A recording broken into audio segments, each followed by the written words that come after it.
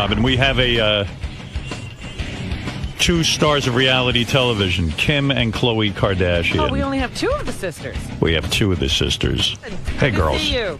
Tell me what it's like to get on TV, be a reality star. What do you got to do? A lot of people want this. Are you surprised when you read in the paper that those people crashed the White House and stuff? Because they want to be where you guys are at. They want their own reality show.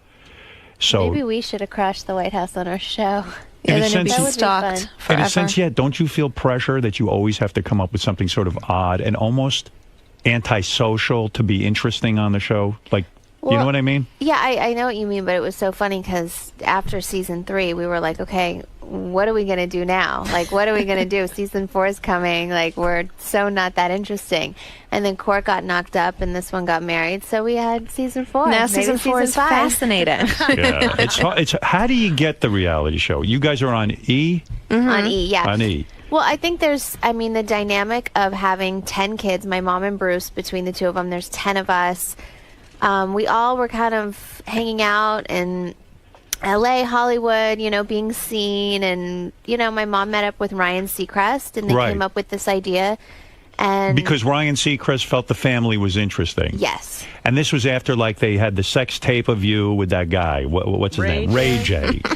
Which was great. That guy, I like that name better. Do you feel embarrassed by that tape, or are you happy about it in the sense that I heard Vivid paid you like $5 million for the tape? Is that true? I don't think that anyone would ever be happy about something like that. But it launches you in a way. I mean, the fame comes about because of the tape in a way. Same thing with Paris Hilton. When she got the sex tape, everyone really got interested in her. I can get definitely how you could say that and think that. I think when you're going through it, like now I'm just like, oh, I wish no one would even bring that up. I wish no one would even talk about it. But $5 million is pretty good. I don't care what you tell me. At the end of the day, that's decent money. Nice.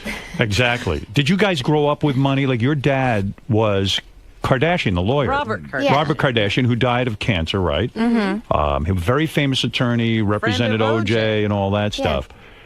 Your dad was a well-off guy, right? Yeah, we grew up in Beverly Hills. We definitely had a really privileged life, but my dad was extremely strict. We all had to, get jobs. We knew at 18 we had to be out of the house. We had to pay for everything. Out of the house at 18? Was it traumatic? Was it traumatic for you when we did? Let me take you back a bunch of years. When your dad was alive, your mom was good friends with Nicole, OJ's wife. Yes. And the week before Nicole was murdered, that you guys actually went away on a vacation with her, right? Yeah, every spring break we would go to Cabo San Lucas, Mexico. And Nicole was beautiful and a nice person, right? Yeah, incredibly sweet. Right. I was actually best friends with Sydney Simpson, their daughter. Are you still in touch with Sydney? No. I feel like she kind of dropped off. This blew her mind so bad that I feel like she's gone somewhere. I mean, I don't know where she lives. I heard she's doing really well. I think she moved and went to college, I think, in Boston. We speak to her brothers, her two brothers. Right. And do you we're write so close her? with them. Does anyone in touch with her from friends from the past? No, not really. And what was that like? I mean, here you were good friends with Nicole, and I guess you knew OJ killed her, and then your dad had to represent OJ. I think at the time, I just believed me and my sister Courtney. Khloe was a little bit younger, but Courtney and I just believed everything that my dad would do.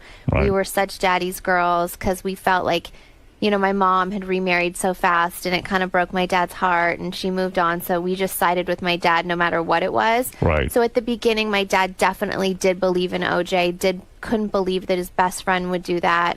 So you think he really believed that he was innocent? Yeah, for a long time. Right. And then, so we always were at my dad's house, and there was, Bob Shapiro and Johnny Cochran, and they're having all these meetings, and we'd go there.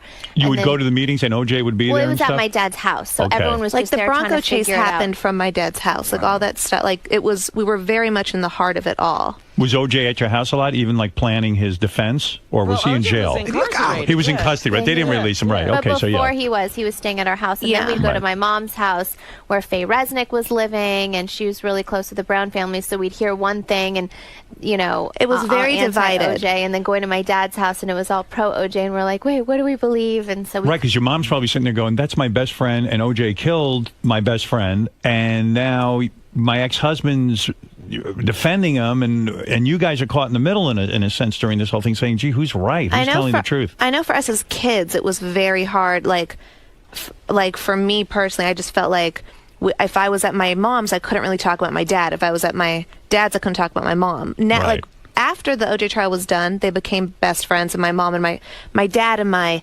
stepdad played golf together, and it was fine. But during the trial, it was awful for us kids. So when OJ was found innocent, your dad was happy and your mom was miserable. I think at the end, don't know. like if you notice, like Your dad kind of removed himself after a while Yeah, from it. he kind of looked shocked Yeah. when they read the verdict. We were all just kind of OJ like, looks shocked. Yeah, OJ. No one was more shocked than OJ, believe me. Yeah, that was, hey, where's your mic? Go I'm ahead. sorry. Their father in particular, I can remember that. If you look back at that tape, he really is like, wow, what just happened? But after the trial, your dad and OJ had a falling out, right? I think so. He kind of kept it away from us. I mean, that was like Uncle OJ, and we'd see him all the time. So after that, I remember the day he got out of jail, I went to his house with my dad and, said hi to him. And then after that, I don't think we saw him again. I think they had a falling out. OJ never hit on you guys? No, No? Uncle OJ? Uncle OJ, Uncle no. OJ? I'm surprised. I mean, why not? Really, man. Thank God. Thank you, OJ. So you get on this reality show. Now, your parents divorced. Did your dad leave your mom, or did your mom leave your dad? I think my mom was 12 years younger, and I feel like she just felt like My mom she- left my dad. Your mom left your dad. Yeah. Okay. You're being a diplomat. Yeah, my mom left my dad. And your dad seemed like a really together guy and everything, so you probably felt bad for him. Yeah. You probably sided a little more with him. And then your mom runs off with Bruce Jenner, which is an odd married coupling. 5 months after they divorced. Yeah. Wow. Do you think they were having an affair? Is that what was going on? No, they got introduced. They went on a blind date Right. after they got divorced. Steve and Candace Garvey set them up on a blind date. Another charming couple.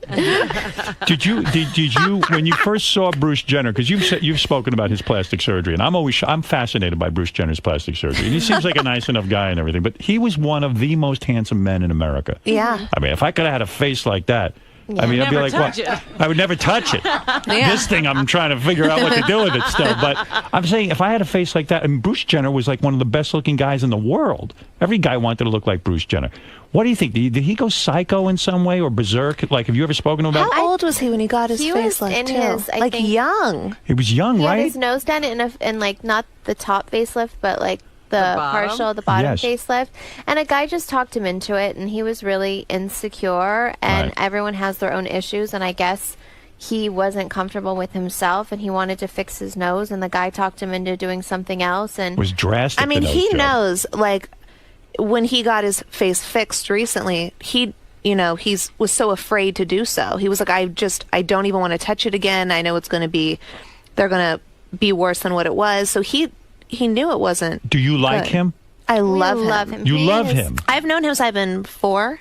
Why do you think you guys love him so much? In the sense that here your mom left your dad and all, but yet you accept, like, right away. You Well, accept. but my dad learned to, like, after they got over their issues, it wasn't Bruce. Bruce and my dad became best friends, and I really have this, like, respect for Bruce for finally opening up to us and talking to us and telling us, he did have insecurities. He's not perfect. He was feeling this way, and Right. would talk to us and say, I hope you girls don't get asked these uncomfortable questions about me, and I hope I, don't make you feel uncomfortable. And it was really courageous of him to do it on the show. So he's a And- good guy. He's a great The guy. best guy. I think why I personally love Bruce so much is because he's never tried to force himself on us as, I'm your dad now. He's always been like so accepting of knowing he's our stepdad, and he Not loves trying us. to push the role. Yeah, I noticed on the show. And I he, love that. He kind of really has a good way of just staying out of Yes, things. he Like does. he steers clear. Even if your mom gets nutty with you and gets all permissive and all this, he seems to know that look, this isn't my scene. Right, I don't have control over these girls. I can only give them advice if they ask. He's really secure in himself in that aspect that he can. Right. And also, I love that he lets us love my father still, even though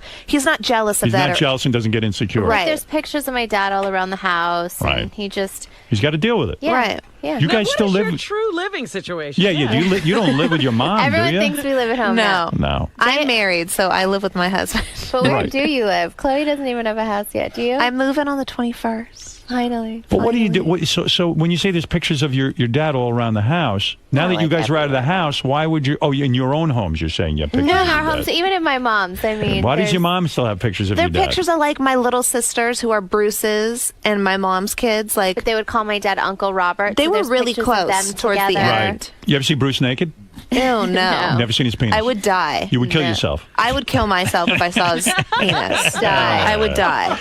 I wonder if he has bikini waxes. I wonder too, because he seems a little, feminine that way. He's not. He's very hairless, actually. Like Right. I've seen his chest. Right. He's like still ripped for being He really like is. 60. Yeah, he's in good shape. He's like Yeah, 80, but not he 60. vows to never work out ever again. Because he Like probably lift weights. because he He's so did it his high. whole life. Haagen-Dazs. Yeah. Yeah.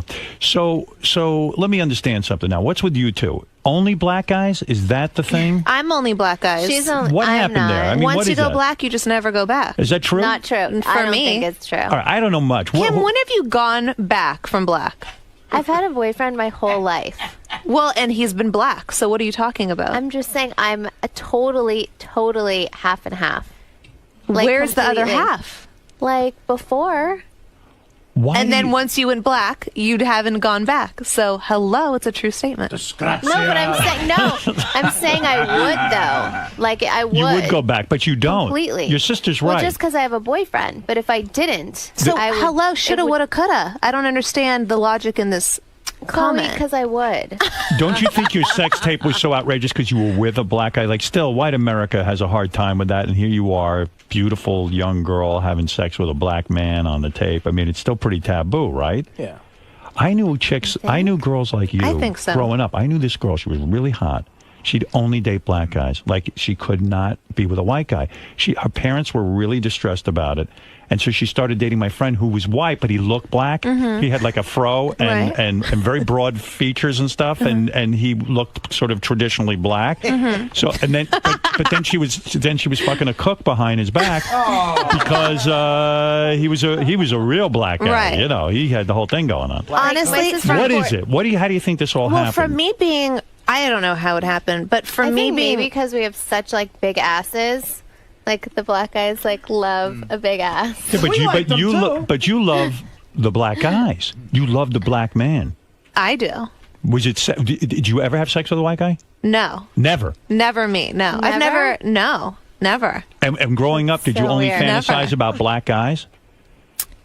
Yeah, I mean, now that I'm older, I definitely look. I think when I was younger, it was more all about black guys. Now that I'm older, I look at a lot of white guys. They're always older white men, though. And I'm Yeah. always like, he's really attractive. When I was younger, I never thought so. But the older I get, the more I'm like, oh, he's a handsome man. Was there a time when even your mother sat you down, or your father when he was alive, or even Bruce Jenner and sat you down and said, "Listen, I'm not prejudiced. I'm saying, but what is going on here? Yeah, Can't you of be with a course. white? The Who fuck are sat you doing? Yeah, right. Well, Who my sat you down? father like always wanted us to be with an Armenian guy, Right. and we were just like, okay. Where are you but- going to find one of those? Yeah. right? Yeah. Where am I going to move to? Armenia?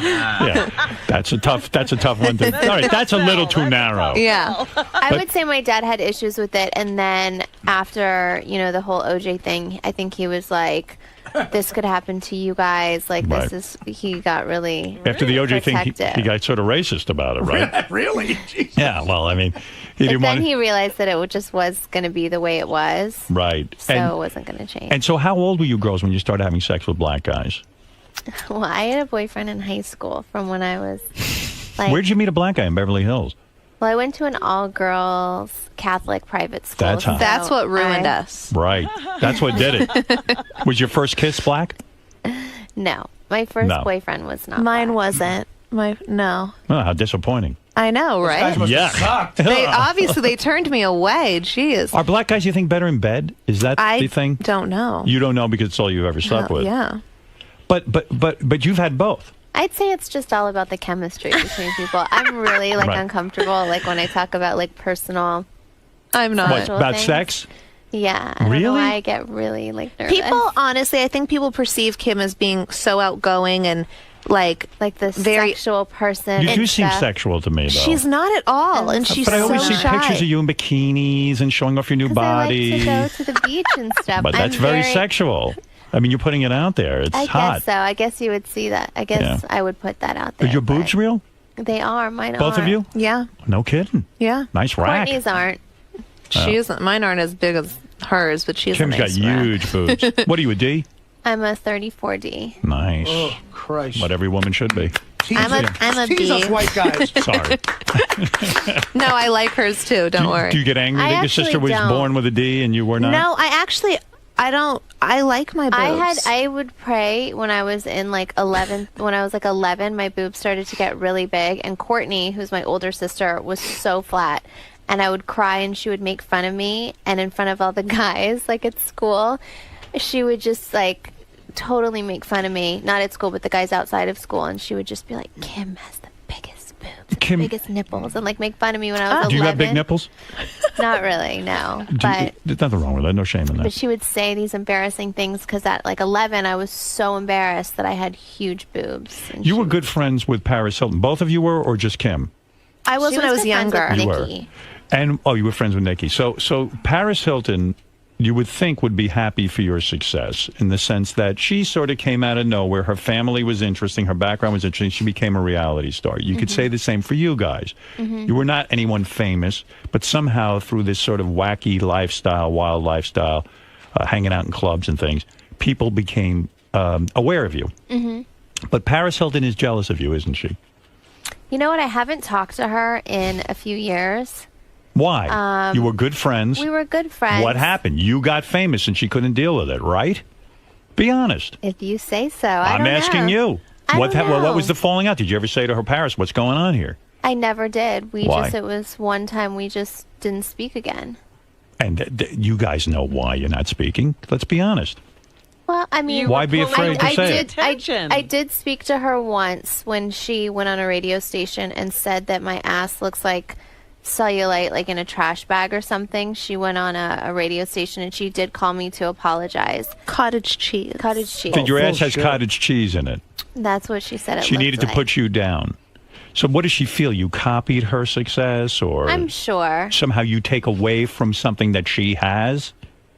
I'm sure, but I haven't. We've never had a conversation about it. We just one day did not speak again. Don't you guys compete for the think same that's dollars in a just what sense happened. that part of the way you guys make a living, you can show up at a club and get paid $25,000 or something for just showing up, just to be at a party? I mean, you would think that. You would think that there's. See, for me, like with all my friends, I would love for my friends to do it so then I could be like, hey, let's do it together. Let's see if we can get like a package deal and let's Right. go and It'd host be the fun. But I party feel like together. also us as sisters, when we were instilled with these things, we're better as three than we are as one. Like three heads are better than one.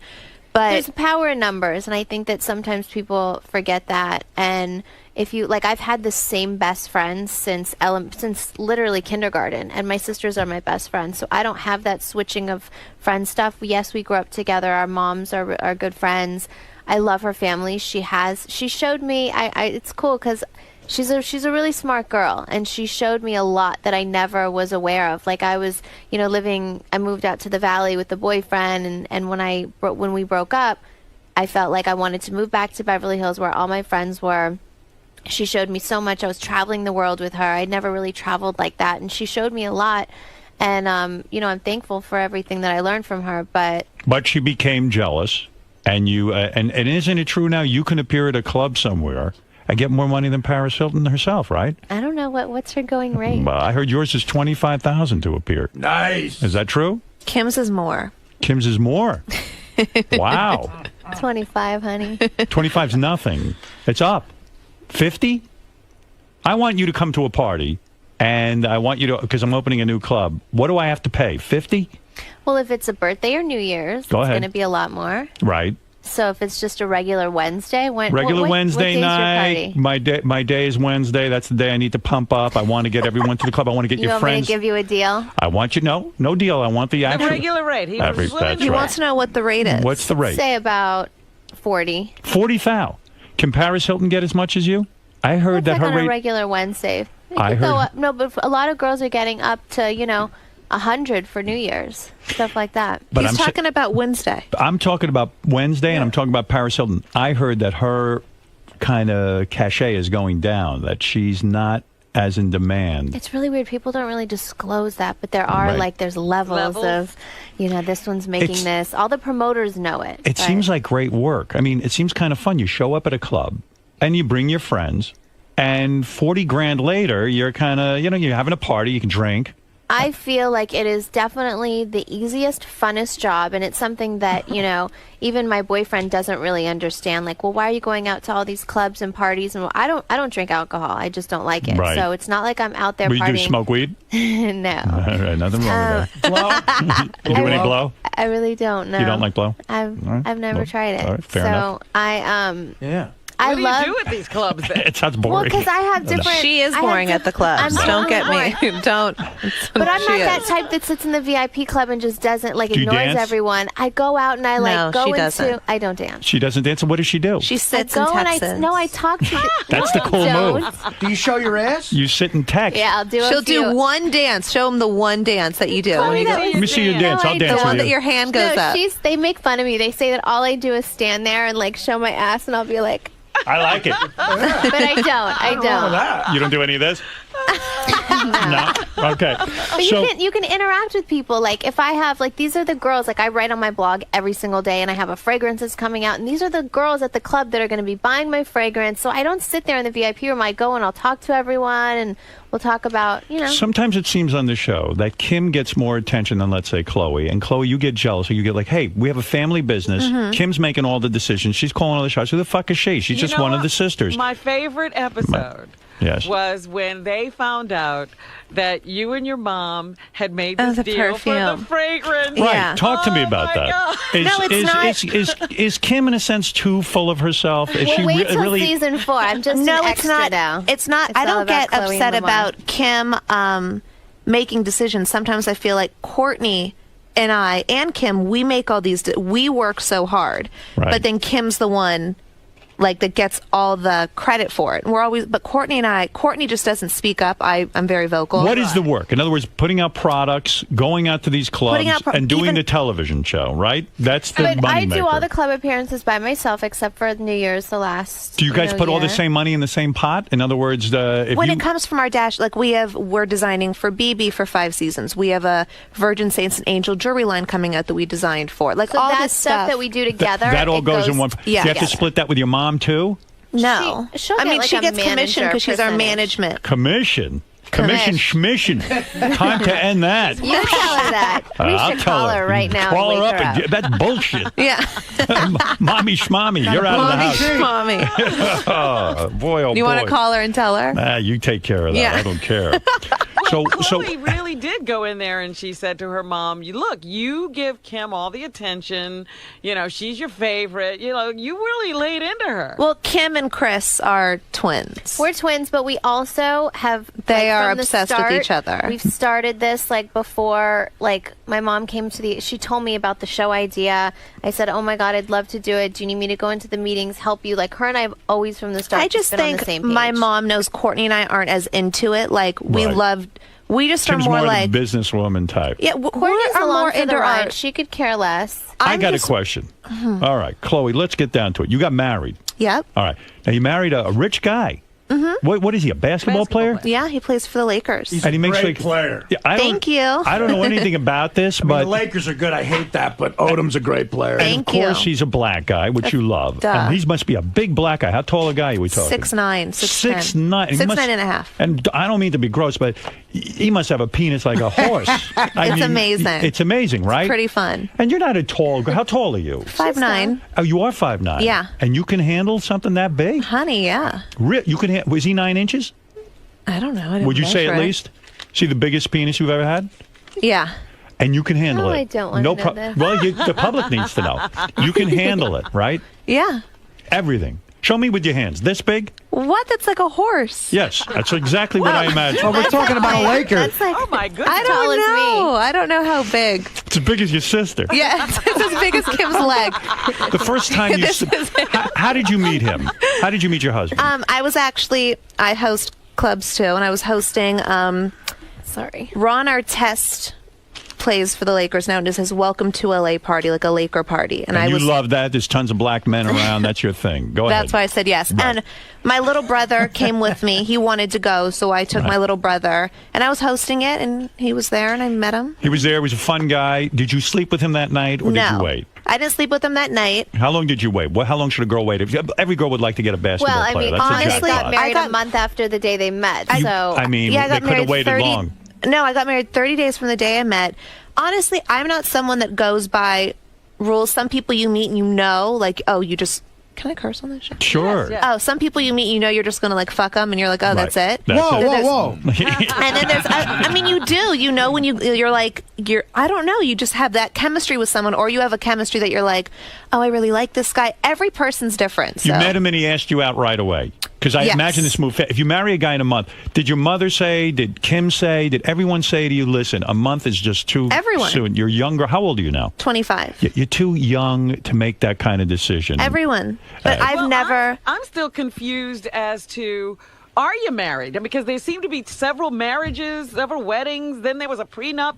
No, there's only one wedding. Okay. Right. Now, he I think there insisted. was just this like rumors. There was just of, like, are rumors they married, Aren't everywhere. they married? Is it real? Is it just for the TV show? No, they Right. really got but you married. got, It but was- you got married within a month. I got married on my 30th day of knowing him. So you meet this guy in the club. Yes. He asks you out the next day, I assume. This had to move quick. Very quick. Right. You go out. I don't know. Was he take you to dinner? Well, Or did he just take you right home? no, actually, No, let's fuck. Actually, that night we met. Then after the club, we all went to eat. We just went to IHOP. Like me, my brother, my best friend, him, some of his friends, and we were there for like 4 hours. Guy's a Yeah. rich guy, but he still goes to IHOP. I love IHOP. You love my IHOP. favorite It's like the place. best place ever. What do you order there? Pancakes? country omelet, and it comes with a side of pancakes. That's good stuff. I just get pancakes. Yeah. Love it. Just But you know, we pancakes. were there for hours just talking, and then it was like 6 a.m. And he brings you back to his place at 6 a.m. No, then I went home with my brother. Did you make out with him that night? No. No. I never even kissed him. And So I when do you hope- start getting down to it? You had to be The day next two. day, like it was 6 a.m. when I went home. The next day, we actually coincidentally had the same business manager, and I was Right. leaving, and he was pulling in, and he So was. you didn't even know that. exchange phone numbers or anything. We did exchange phone numbers, but we didn't speak. It was like noon the next day. We had a meeting. It was me, Courtney, and Kim at the meeting. We all left, and he was pulling in, and it just like everything was He coincident. took you home? He took you to his There's pad? no such things as a coincidence. Come Fate. on. No, He took you to his house. No. Then that night he was like, I have a clothing launch tonight. Want to come to it. I had to go to my girlfriend's birthday party, and then he met me at the birthday party, and that night we even like went to a strip club with my little brother and Right. How old's your little brother? Yeah. 22. Oh, okay. okay. All right. I say little brother, but I thought he's you said still my 12. Yeah, really. 13. That's cool. You're a cool sister. Yo, get this And kid then- out of here. So, I don't know. We just and then from and so that day we when is never it, left. when does the time come when he pulls his pants down and you see this penis for the first time? I think 2 days after that. Okay, so within day the first three. day 3. No, I think it was day 4. Day 4. Who knew? But who's counting? We got to Yeah, get this I don't right. know. When you tell the kids one day, you got to get the story gotta- right. Yeah. I'll tell them Stretch when this out. their dad showed me his schlong. Right. When you saw the schlong, as you call it, was it extraordinary? Like, did you gasp? Did you go, No. oh my God? Honey, she's only used to black eyes. She's used to But this. still, when something's that big, you get, I mean, that's scary. It's Holy kinda- mackerel. Holy macaroni. Was it? Have you met your in-laws? I assume you have, right? His parents? Yeah. Oh, well, his mother isn't alive. Oh, dad alive, or is he not in touch with the dad? No, the dad's alive. He's Yes. alive, and you met him, and you Yes. get along with him. Yes. Were some of the black relatives like, "What you doing marrying this white girl?" kind of thing? Did they kind of put pressure on him? Sometimes a black guy can get that too, you know. Yeah. I black haven't women met don't like most it. of his most of them. We kind of Right. cut off because they weren't too happy with it. So. Right. They weren't happy with it. A lot of black women do not like the white woman marrying the black man. That's Right. another They'll thing. kick you your gotta- ass. That's Also, right. and it's also that, but also, you know, it was so soon too Right. that, you know, a lot of people, if they live in New York, he lives in LA, and I live in LA, so most of his family almost all of his family's in New York.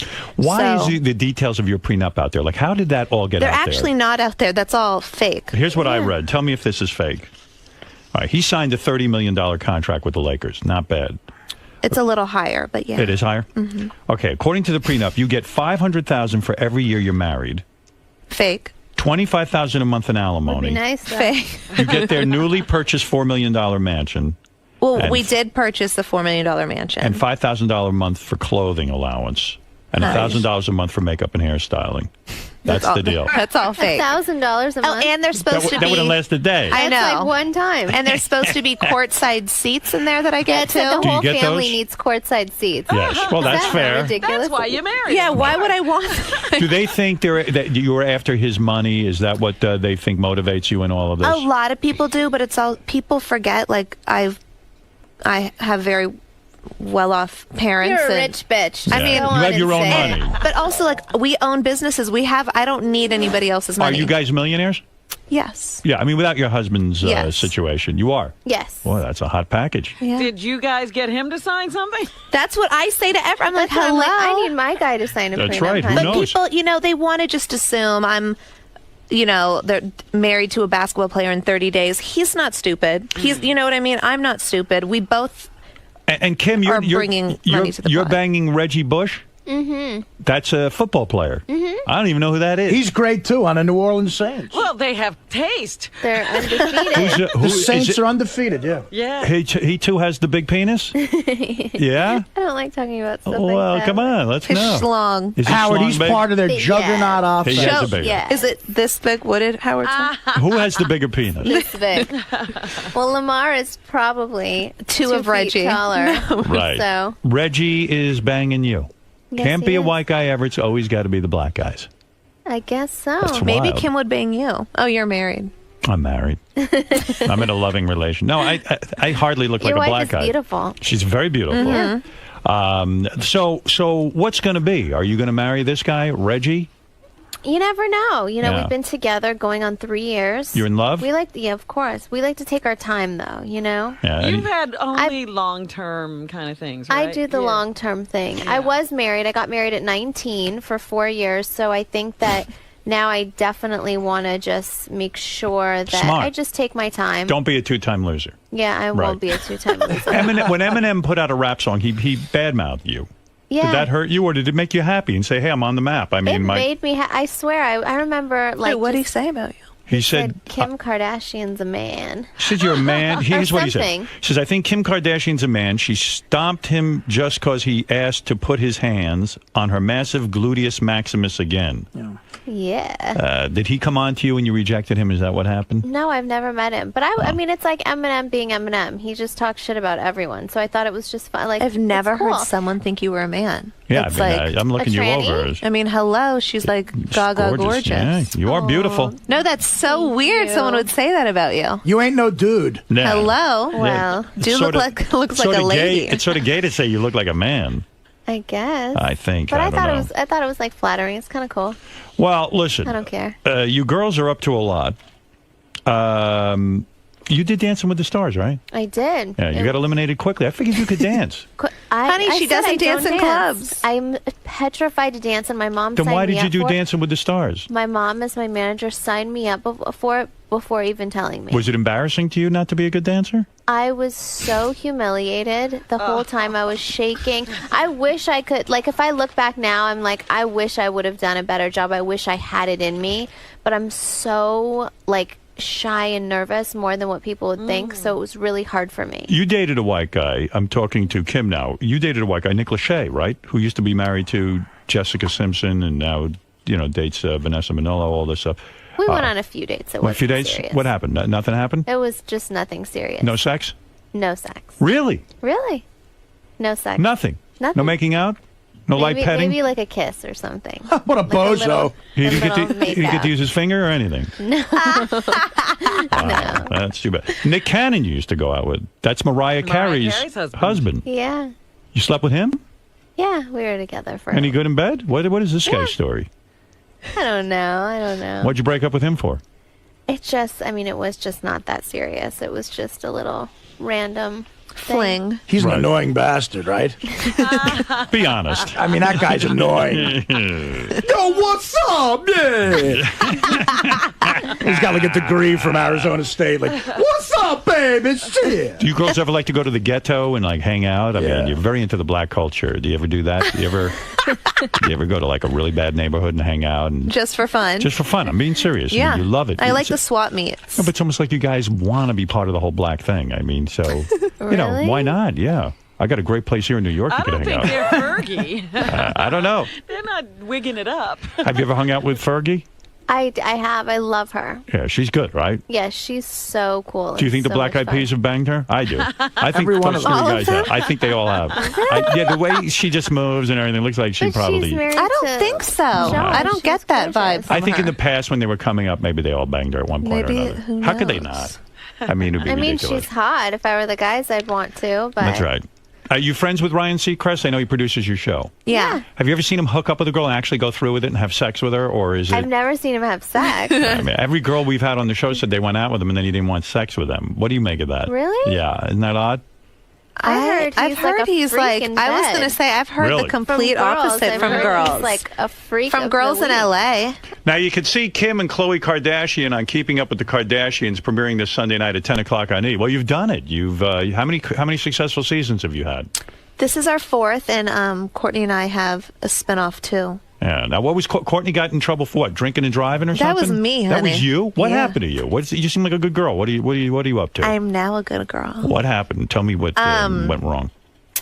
I just had a couple too many drinks, and I thought I was a lot More sober than less drunk than I really was. I think, I mean, honestly, when you're in the club and you're dancing, it's like you're kind of sweating it out and you're fine. And then when you get in the car, I think it kind of sits. Right. I know that sounds silly, but I think I just was much more wasted than I was. So what do they make you do for that? I mean, did you go to jail or? I went to jail. I mean, it was my first offense. I was a Right. .09, limits .08. Okay. I didn't get into an accident. I ran a red light and they pulled me over. I did. They gave you the test? Were you so nervous? Did you see the cop behind you? No, I didn't see the cop behind me. They gave me the test. I failed. They took me into jail that night. I was in there for 19 hours that day. Kimberly and my mom actually came as my visitors to jail. And Kimberly there was was hookers in there with her. Wow. I was the only person in there. Everyone else was in there for prostitution. I was the only one in there for DUI. Right. Great place to meet black guys. Great, yeah, great place. Either of you girls ever have lesbianism? No, You're not going to try it? That's no, Courtney. that's more Court, the pregnant one. Yeah. Oh, yeah. She did it. Not all the way, but she'll kiss a girl and she likes it. I could see Kim fun in doing college. it. I could see you. Really? Yeah, I could see you definitely getting it on with another girl. No. Now, how did Court get pregnant? With She kissing just didn't broads. use a condom. No, I'm just kidding. She's married. She's not No. married. She's got a kid. She's having. She's about She's to gonna having have a it. any kid. day now. Ay vey. She just in Miami. Her and Scott ran into each other and they were drunk. And Scott is her Boyfriend, they've been boyfriend. together They for broke a few up. years and they Oh, broke up. so But you they didn't- broke up and he stalked us in Miami. And then He banged her without a rubber. Who does he play for? No, Nothing. He doesn't play. Wow. for the white boy team. Ay vey. Double oy vey on that one, Yeah. huh? Yeah. And then she just, I don't know. Then when we, in Miami, she started throwing up and sleeping a lot. And we found out she was pregnant. So our single sisters trip turned into, You seem more like A the lot party more. girl, though. Kim actually is kind of mellow out, but Me? you're up for a couple of drinks. You do a little coke. What are you up to? I don't do drugs. I am a drinker all That's the way. something that's cool. I mean, all of us, we've never gotten into drugs. I That's mean, good. Chloe obviously had her DUI and drinks a little bit, and Courtney I used to drink. There's nothing wrong with that. but we've Meth? none of us have gotten Crystal into meth? drugs. No. No. Hash oil? I think because so many of my friends Psilocybin? have done drugs and I've seen such negative effects of it Yes. that They've all gone downhill, and you're trying to stay on the straight and narrow. You know what? respect that. I wouldn't do meth. I'd deal it. Right. You know what's amazing about these two, Howard? They're pretty unique. They date two amazing players on Right. amazing teams in different sports. Like Yeah. they're two of the premier guys All on we need premier is Courtney teams. to date a Yankee, and we'd all be, You'd be you know, all set. You keep The her away Lakers from the go- Yankees. Why not? Listen, you girls seem to be doing well. So see Kim and Khloe on Keeping Up with the Kardashians, premiering this Sunday night at 10 o'clock on E! And Kim and Khloe's Quick Trim diet products are available at GNC stores nationwide. Now, you just lost a lot of weight, right, Kim? Yeah, well, Chloe lost about how much? 25 pounds? 27. 27. 27 That's pounds. great. Holy shit. And then And you got lost, pretty chiseled. I saw you in a bikini in some magazine showing off your new body. Yeah, I've lost about a good solid 10 pounds, but I'm only 5'2", so it just makes a big difference on me. Yeah. But I never knew. Like, I just would eat. I can't really control what I eat. I like to eat. So what happened? You take this product and you slim down a little bit? Yeah, and your you work appetite or out. something? And Kills the appetite? I have the biggest sweet tooth, so it just really curbs that, and it just makes you, it like speeds up your metabolism and just makes you lose weight. Makes you regular. Yeah. I'm not Does it make pushing you anything, regular? but meth does Do you that. do it a lot with this thing? It just, I don't know. I love it. It gives you energy. It has like black licorice in it, which that's Makes you duty? a little, but it's all How natural. many times a day you duty? Just once. What you, Kim? You too? Look, she's gonna die. Kim, do you duty more than once a day? Look, I could see you being pretty regular. she's so embarrassed. You can't. I could see you 2 or 3 times a day making a duty. Kim, it's okay. It's Not embarrassed. normal. Not that much, no. How do you girls clean up after you duty? Do you ever use baby napkins like I do? Wet Baby- wipes. Yes. You use wet wipes? That's wet what I wipes use. in every bathroom. All the Yeah. time. Who makes the bigger duty? You or your sister? Oh my goodness! I Kim. didn't use Kim that. is a killer. How do you see her duty? You know. The bathroom, like the stench, Kim. When do I ever go to the bathroom in front of you? It's not in front of you. It's just wafting through the house. Never. Poor Reggie. We don't even live together. Kim, I know. could smell it from my house. Wow. Does Reggie say anything about that? Reggie Just leaves. making it up. Would you ever duty in front of Reggie?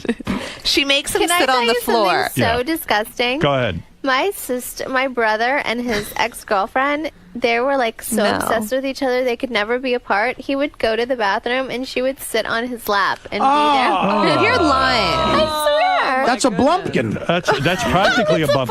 That is a That's a blumpkin. blumpkin, yeah, when you get blown while you're shitting. That's right. What? I don't think it's like Yeah. girls are Who never knew? supposed to like fart or shit or any of that. Let me tell you so something. I've never seen my wife shit. I don't talk Good. about My that wife with my doesn't shit. boyfriend. She doesn't fart. And I tell you what, it keeps it real. Yes. Yes. And I'm even now into that. I don't do any farting in front of her. I got my own bathroom. I do my thing when I have to. I Yeah, agree. we have separate bathrooms. Right. I don't believe in You it. got to keep it real. I've What's up? broken up with 3 chicks because I shit my pants in front of them. You know who their brother was dating? Who? That chick that was in here last week, that Lisa Ann chick, the Sarah Palin porn No, star. he was not. That was a lie. She said that she dated him. That was That a is lie. such a lie. Not Well. true. How do you know, girls? That Your was brother's not- out there having fun. Definitely not his ex-girlfriend. No. I think he met her at the gym and nothing. That was it. Did you guys ever get it on with the same guy?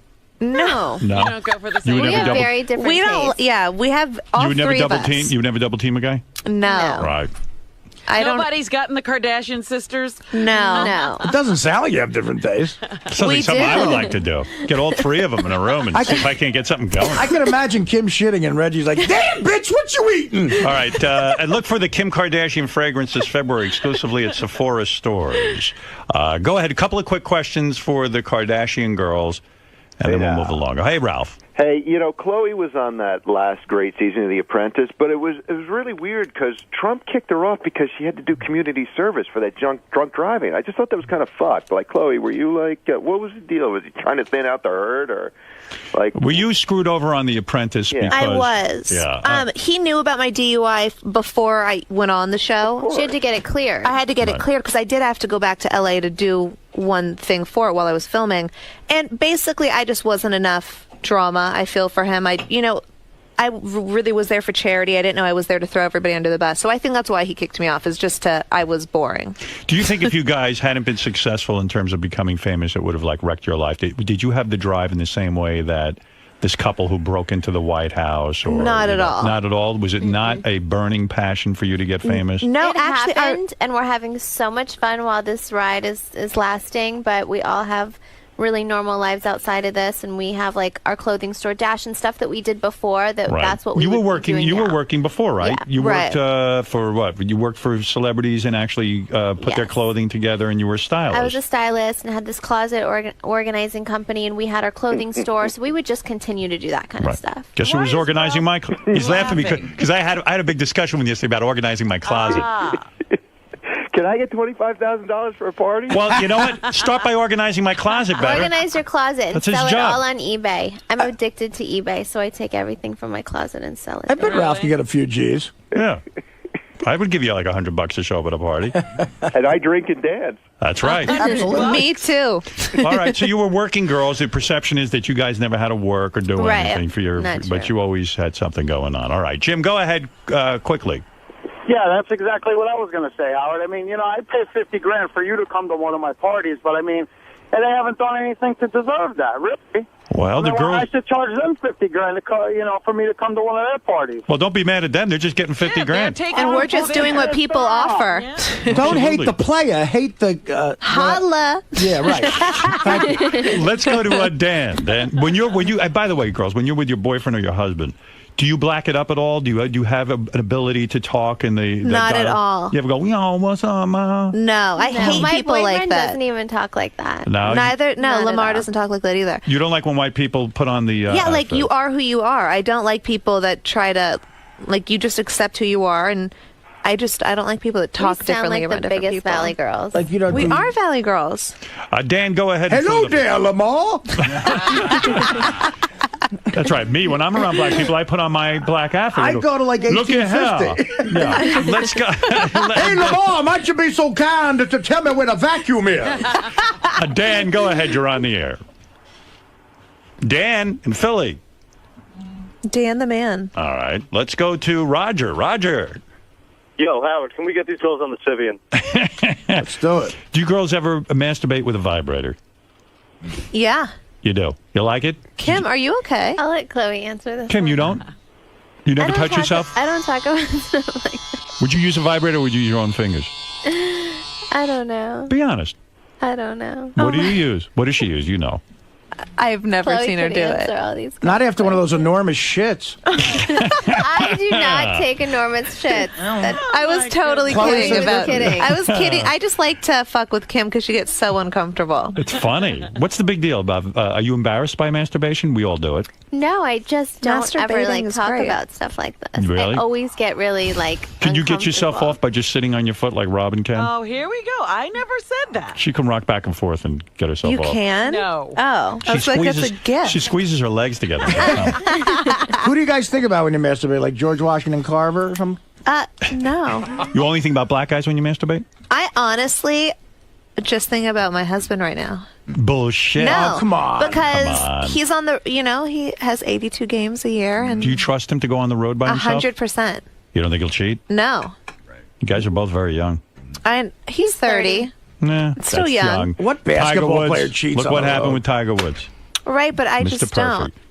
Is he sort of your type, Tiger Woods? Not your No. type, right? Not I don't mine feel- at all. I don't feel he's black enough. No, sort of he's caught in the just middle. like he just. I don't know. Yeah. I'm not really into golf. You wouldn't be turned on by a message like, Golf reminds me of like Bruce. Yeah, Bruce and golf. All right. It's oh, not but, for you you. know, he's a good athlete. Well, listen, girls, you're delightful. Thank you. You got a lot going on. I'm not even sure what's going on, but it seems like you got a lot going Lots on. going on. I I've don't know taken what away- happened. You're banging, That's my you're favorite. shitting. That's my favorite question. Like, what do you guys do? We're shitting from Quick Trim. We're banging. Do you no, we're really? not athletes? Are you really regular from your quick trim? No, I'm kidding. I honestly was It does kidding. make you regular Would you guys in a ever? good, healthy way. Would you ever date a guy? This is more for Chloe than Kim. Would you ever date a guy as light as, let's say, President Obama, or would he have to be darker? No, Is he too I light? think President I think Obama he's is too light so for Chloe. handsome. What? I think he's too late for Chloe. I don't Too know. light, I mean, right? She I goes do. super black. She likes. I don't. I chocolate. think he chocolate. is so Wesley handsome. Snipes black. You like? No. No, maybe. Too black? Wesley Snipes? I mean, you just have. It's not about the color of skin. It's about the chemistry. Well, it seems for I you, was it's just about the gonna color. Ask, who's the hottest actor out there for you today? Who? I who do you think is honestly, really I hot? love Denzel. I think because his acting. I just think. I don't know. I love Denzel as an actor. Is that the right skin tone? He's not too dark. Not too. He's perfect. Obama is not too white for you. I love would say, like, Obama. Leonardo You would have sex with DiCaprio Obama or if he was someone single? like Hello, George I would Clooney. do it for our country. You would. You would have sex with Obama. You know what? You're a true patriot. I like that. am. That's I'm right. gonna do it for the country. Goddamn right. This is a Jeez. stressful time. Yes. Good for you. You know, I think you'd like pick up Sanford and Son on DVD. The guy who played Rollo. You guys can jerk off to that. God, he was hot. No, seriously, Kim, when you masturbate, do you think about the black man? Do you? No. No? Kim Lying. doesn't. Look at her. She's like gonna faint. What magazines do you guys look at? Like Jet and stuff like that when you want to pleasure yourself? I mean, what do you look at? I don't know. All right, Totally. Robin. Big black dicks. Oh my God! We there a just magazine open up with a football magazine. There Kim is one. does. when you guys would buy porn, like girls would buy porn, right? And stuff. I've When you were growing actually- up, would you buy black porn? I've never bought porn, actually. Really? No. When you were growing up, did you ever fantasize about OJ? Oh, Either one of you? that was Uncle No. OJ. No. You know you did. No. Kim. Kim probably did. She blames everything on me. I know. Oh, a renthal. See Kim and Khloe Kardashian on Keeping Up with the Kardashians, premiering this Sunday night at 10 o'clock on E! I like you girls. Yeah, We they're like all right. you, Howie. Well, hey, we like each other. If only I was a black man. If We can only. cornrow your hair for you. Cornrow me up. Kim knows how to cornrow. That's you? how black she is. Help me out.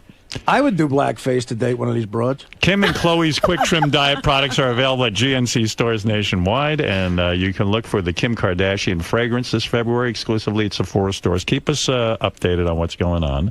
I'm proud of you that you get more money than Paris Hilton at these clubs. Good for you. Yeah, she's got no That's ass. exciting. Yeah. And I like it. I like what's going on. Say hi to Bruce. Tell him Thank enough with you. the surgery. He's done. Yeah, it's He's done. over. He looks great now. He almost has no nose. Yeah, No, I mean, but the doctor completely fixed. He looks like everything. Audrey Looks Hepburn. amazing. Fixed up his nose, too? We'll see the new They face didn't in touch this the nose, season. but they No, we fixed did it at everything. the Looks amazing. the finale of last season, but you got to see it. He looks great. Okay. He does look great. Right. All right, good. Now, listen, Right. what can I do? He's got his problems, I got mine. He created his Oh, problem. the Tiger Woods is on the phone. He needs to speak to you girls. Oh, Okay. Yes, Tiger? Tiger, yeah, I'd like to get Courtney's number so I can round out the professional athletes in the family. Yeah. Well, okay. Do you mind giving Tiger Woods your phone number? Tiger, you holding up all right? Yeah, it's huge, quickly. Everything's okay. All right. Well, that's good. All right. Look, we have to take a break. Girls, thank you. Thank you. I've taken away two things from this interview. Go ahead. Big shits and black guys. Everybody wearing underwear today, or does everyone not wear panties? I normally Underwear. don't, but I am today. I Why? normally I don't know why. and I am today because I think we're it's changing. just cold. I don't When you know. say you don't wear panties, like that's just a conscious decision because it's hot, or because he's just a hotter kind of look, or what? No, like for some things I No. don't like it like cuts you off in some clothes. You can but see it through a dress. You know. Do and you it like just to be looks lovely. photographed and like you get out of a car and then you can see a little bit of vagina? Never. I will not get out of a car if there's anyone there. I will leave before I get out. I think make it's sexy Sure. that you guys don't wear panties. I love that. But we only don't wear panties if we know you can't get crotch shots. Yeah. But you wear a mini skirt with no panties and walk Oh, no. around. No. You will wear panties. Yeah. In some dresses, if they're a certain length, I won't wear panties. But Or if like they're little shorts or something. if they're underneath. mini, then you got to cover the thing. Like the paparazzi The will princess. literally get down on the ground just to get that shot. Like they'll lay on the floor or kneel down, Wow. and I'll Hot. say, "I'm not getting out unless you." They want to see Reggie's bush. All right, we're going to take a break. We'll be back right. What, anal sex? You girls down for that? Who likes it? And Look, who doesn't? Kim's about to cry. Kim, do you like anal? Yes or no? I'm not answering. this. Exit or entrance? Come on. Answer. That's why Kim shits so much. I'm just kidding. Can a brother spank you, Seriously. girls? Can a brother spank you, girls? Only I answering- love being spanked. Yes. You like it. You Yes, both I'll like being answer spanked. that. Like getting your hair pulled? I love Yes. it. Do you like talking dirty in bed? Love Yes. it. I love all that. Yes. You like 69? Who doesn't like that? Yeah. You guys like gunplay in bed? What's that? That. Take a gun to your head. No, I've never done All right, well, gunplay. okay, then you can't be with me. Oh, okay. That's right. What do I you play like to rough. say when you're talking dirty? I- dirty for me. I go crazy. Yeah? What do you say? Oh, come on, baby. Oh, I would never say. Would you say the N word? Oh, come No. on, No. baby. Will you ever use the if your husband said to you or your boyfriend, call me the N-word? Never. No. Never. I've never said it. Never will. All right. And, well, that's enough for me. And anal, yes or no? Will you do it? Chloe, That's good enough. That fart was great. will you do anal for your man if he wants it? I think Chloe will do anything for her man. For my husband, anything. Fair enough. And Keep Kim, him will do- faithful. I will do anything for my husband. Kim, will you do it for your man? I'll do anything for my husband. For your husband. So you Who's haven't your- tried it yet. You're not married, Yeah, right? she was married. I will do anything for my husband. All right. Fair enough, girls. I like it. You got a good I like it a attitude. lot. I like it. Yeah, All right. I yeah. like it. We're going to take a break, yeah. and then we'll come back. And by the way, speaking of the black man, Kenan Thompson's here. He's on Saturday Night Live. Funny guy. Yes. Oh, Yeah, I've been watching him. He's good. you chicks should date him. Yeah, that is a guy you could date. Come on. All right, we'll be back right after these words. Thanks, girls. Next time we'll be a little Kim. more relaxed. Khloe. Yes. Guys, how'd it go in there today? Oh, it was funny. He's really funny. Now, Spoke about it all. You guys talked about a lot of things today. And you seemed, Kim, you seemed a little shy about talking about the sex and I always masturbating. get shy. Like, I don't usually talk about that with my friends, let alone a stranger. So it's kind of weird. I always talk about sex and masturbating and anal. Like, that's just what I do in life. So. And poop. You guys are a little weird. By the way, she was making that all up. That's not true? I make everything How would she know? Nothing that I say is serious, just to confuse you guys. So you never know when I'm telling the truth.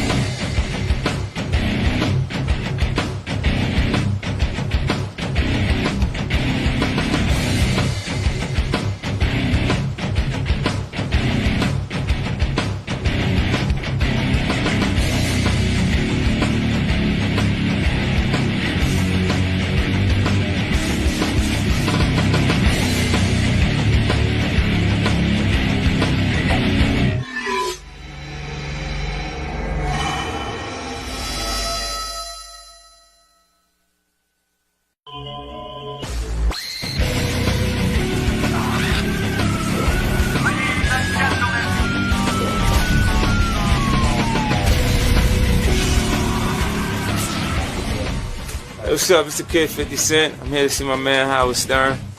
Check everybody out. I'm checking in. This is album 4. My new album Before I Self-Destruct. We're going to get a chance to kick it. All right, so let's bring in Lisa G. Let her give us the rundown, and then maybe we can do celebrity roll call. I don't even know that 50 Cent knows how to do roll call. You're all excited about celebrity roll call? Very excited. Yeah. Get ready. You think that 50 will know what to do? He will chop it up, remix it, do it backwards. But he doesn't know how to. He doesn't know where to come in. He'll know. He'll know? You're saying he'll know? He'll just, yeah. Did he ever do a roll call, recall, whatever it is before? Not with us, no. He came on the scene, I think, around 2002. What we're doing was So how's he going to know how to do roll call? I'm sure he's heard of it. You just grew up with Lisa, it. that's your delusion again. Nobody knew from roll call. No, Lisa. What? Your morning show wasn't that popular. Yes, we 50 were. 50 Cent didn't know roll call. Yes, It's not he like did. the Yankees. Yes, he did, right? And you see how excited Lisa is? I know. It's amazing. She loves roll call. Maybe I need to see a shrink. Yeah, I think so. That's definite. Because like even the fans said in the email, the best part of roll call is that Lisa is the only one taking it seriously. Yes. Well, you know what? Let's ask 50 Cent if he grew up wanting to do roll call, because that's what Lisa's basically saying he would have. Yeah, Lisa goes, oh, of course he knows how to do roll call. Of course. Sure. How? What?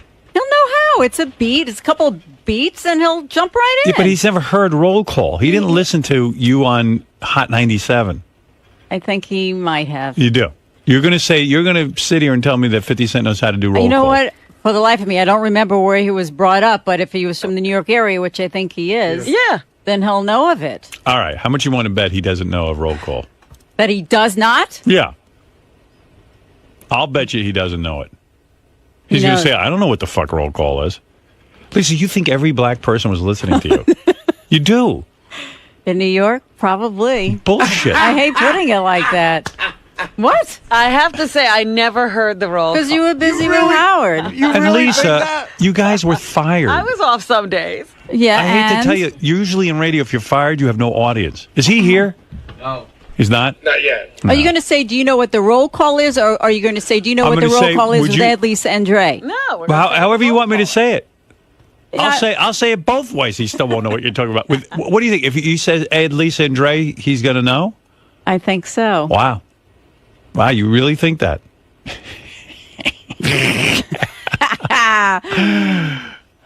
I tell you what. If don't start no, with no, the no, tricks and the... No tricks. If 50 Cent doesn't know what roll call is, Yeah. you have to play violin for us. Stop. On the See, air. there you go. Everything Why? is like a game. No, I'll make if a you bet. don't I'm making you a bet. No, let's do a monetary bet. And I'll give you $100 if, I'll bet you $100. No, No, money's not I don't need the interesting. money. I want the fucking violin. Right. The violin. I want to hear what Bet's you off. play. I suck Well, at the violin. then why are you so afraid to make the bet? No, I'll do it. If you're so sure that 50 Cent knows Dr. Dre. I'll do money. I'll do money. But wait a minute. You play in like a quartet, don't you? That doesn't mean anything. I want to be invited to that quartet. I want to go hear that. Yeah, right. It's all right. How long have you been playing since you were a kid? Well, I played till like 21, then I stopped for years, and I started again about 9 years ago. Then you should be decent enough to play. Maybe here. decent, but not Could good you enough play a for here. scale? Yeah. You got to be able to, like, do some sort of full classical song at this point. Frere Jacques. Yeah, can you play Frere Jacques for us? Twinkle, twinkle, little star. I had Devil to Went Down to audition to Georgia? get into the program, and I Right. think that's what I played. I didn't know if it would come back, but it did. What did you play? Twinkle, Twinkle, Little Star? Something very, very basic. Very, very basic to be accepted. I mean, if you've been playing since you're 20 for 21 years, yeah, but since I'm you're a not as kid. good as I used to be. Uh-huh. Yeah, because when I was younger, I practiced all the time, and now I'm afraid of it. But Lisa's under this delusion that somehow she describes that she used to be chased down the street like the Beatles. Right, that she couldn't go out of the It's just a studio few or something. girls. It wasn't. And like the fans would be chasing Lisa because they want, and Lisa got overwhelmed. So why were you running from them? Because there were so many of them, is what you implied. Now you're saying it's just a few girls. Why would it you run wasn't. from them? I mean, it wasn't. You make it seem like it was the entire. You made city it seem that field. way. You said to me, Howard, it was so It intense. was a group of girls. Yeah. But why would you run Screaming from a my group name. of girls? So why did you run from them? I don't know if I really ran from them, but they saw me there and they ran towards me. Mm-hmm. Oh, it only happened once. Yeah. All right. So it wasn't this overwhelming sort of Beatle-like reaction to Howard, we were big, and Yeah, no okay. disrespect to you. You were huge and king of all media and fantastic, and we were something very special. you. I never heard one person talking about. You talked about us because We word didn't would get know- back to We're me. on that the you- radio. Huh? We were on the radio. We goof on you. But we Well, didn't so know you mentioned anything. us. You knew we existed. Because I'd read the David Hinckley's column, and I'd say, well, who are these idiots? Yeah, why is he making No- a big no deal about offense. them? Yeah, right. Yeah. But we didn't know about roll call. If that was really that big, wouldn't we have known? Nobody knew roll call, and I guarantee you 50 Cent doesn't know roll call. I'm going to say to him, okay, 50, we're going to do roll call now. We'd like you to do it with us. And he's going to go, who? And I'll go, Ed Dre and Lover and Lisa. And he's going to go, who? What year you in, man? Oh, yeah, what are you talking about, man? What you talking about? What you talking about, Will? Remember how you thought Henry Hill wanted to come on your face, and I had to tell you he didn't? I couldn't hear him clearly. Right. I He was was the one saying- outside with the microphone. I couldn't hear. I wasn't right up to his voice. The poor man wanted a caramel macchiato. She And goes, that turned into it's come on my disgusting. face. Henry Hill wanted to come on my face. I got out of there. Oh, remember how outrageous Henry Hill just insulted me? I think that's what's going on with this roll call, dude. Maybe we'll find out. What's up? I spoke to Dr. Dre yesterday, by the way. Yeah, how's he doing? He's doing good. He said he heard like a lot of stuff was going on, but it was interesting because he had heard. I guess Lisa talks to him, and he had heard that we played the clip yesterday of the original Baker Boys. the Baker Boys, and he said, yeah, they would do it in the Bay Area. No one was hearing it. He goes, we brought it to New York and made it famous. Oh, yeah, but Well, that was what they added to it. Yeah, way to but what? go. Yeah, so But they- what? But what? He didn't invent it. The Baker Boys I never did. said I invented it. I never said I No, invented it. you said Dre and Lover invented I never said the word invented. Created. I said, Create. I thought it was a creative bit that you guys You did. said that you developed it sort of like, from your own mind. Were you No, aware? I never said that. Were you aware that someone else had it first? I wasn't really sure of who did it first, and then Dre texted me yesterday and Okay. said that we got permission from them to do All it. right. our Well, own that I way. respect. I respect that. Well, you did do it your own way. Yes, we did. Yeah, they Look, did you it their heard it own way. yesterday. Could you understand what they were doing? No. Yeah, it We was made it a really little- intricate and very. You brought it to the Very masses. good. Yeah, I guess. You made it more McDonald's than high end sort of. A little more, not as Yeah. hardcore. I guess. Okay. It's safe to say we had no idea what they were talking about. Yeah. Here's 50 Cent. Fitty. Perfect. I got to beg. Nice to see you. Hi. Hey, Hey, wait. 50 did kiss Lisa, so maybe there's something maybe up. he knows her. Everybody's so quiet. All right, you're right, because this is important It's to a us. suspenseful moment. We've been waiting for you. Listen, let me ask you a question. You want to do celebrity roll call with us? Celebrity roll call? I mean, let's try it. Do you know what roll call is? Do you know what it is? No, I don't know it. You mean you don't know roll call with Dre and Lisa? Lisa and Dre. I be hearing it, but I don't know if I want to do it. Where'd you hear it? The segment. Where'd you hear it? Where? What radio? I don't know exactly what station it was on. I heard the See, roll he call. doesn't know it. I told you that, Lisa. Wow, it was Tell me what the roll call All right, is. let me tell you what's going on. Okay. Lisa worked on a urban station. Urban means black. Hot 97? Right. Hot 97. Yeah. So she's on in the morning, and she goes, she does roll call, this routine they did. So I said to her, nobody ever heard a roll call. She goes, oh, 50 Cent, 50 Cent will know roll call. It was very big. It was very, very big. I go, If he it grew wasn't up big. in this area, I he said, knows it. I said, if it was so big, then how come you guys were fired? Right? That's hip-hop for you. So she was complete. That's hip-hop. She radio, keeps saying that. Radio I'm telling doesn't you, fire people who I'm have... telling you, it was crazy. We shouldn't have been let go. That's all I can say. Well, listen. So I said, 50's going to come in here. You grew up in New York, right? Yeah. I said, I guarantee you 50 won't know what the hell a fucking roll call is. And sure enough, he comes in, he goes, what are you talking about? He never even heard of it. He'll probably remember it when you play it. Bullshit. All right. You don't even know where to come in on roll call, do you? I'm sorry, Lisa. Yeah, okay, we're going to do roll call now. Yeah, So let's see if 50 knows where to come in. Okay? Yeah, because you're going to surely remember this when you're 50, here. I'm not coaching you. I'll point to you when when you're supposed to come in. Let me see if you know what to do. If you don't, just don't Just do sit anything. there. Just sit there like a log. Okay, every day we do our thing here, you know.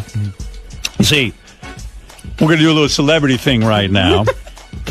This is it, baby. It's called Roll Call. So we're going to let you check it out. Roll call. That's right, man. Roll call. 55 points a game, baby. Feel this is the Jordan of Roll Call. Talk about 50 Cent now, all right? All right, here we go now. I'm going to try it.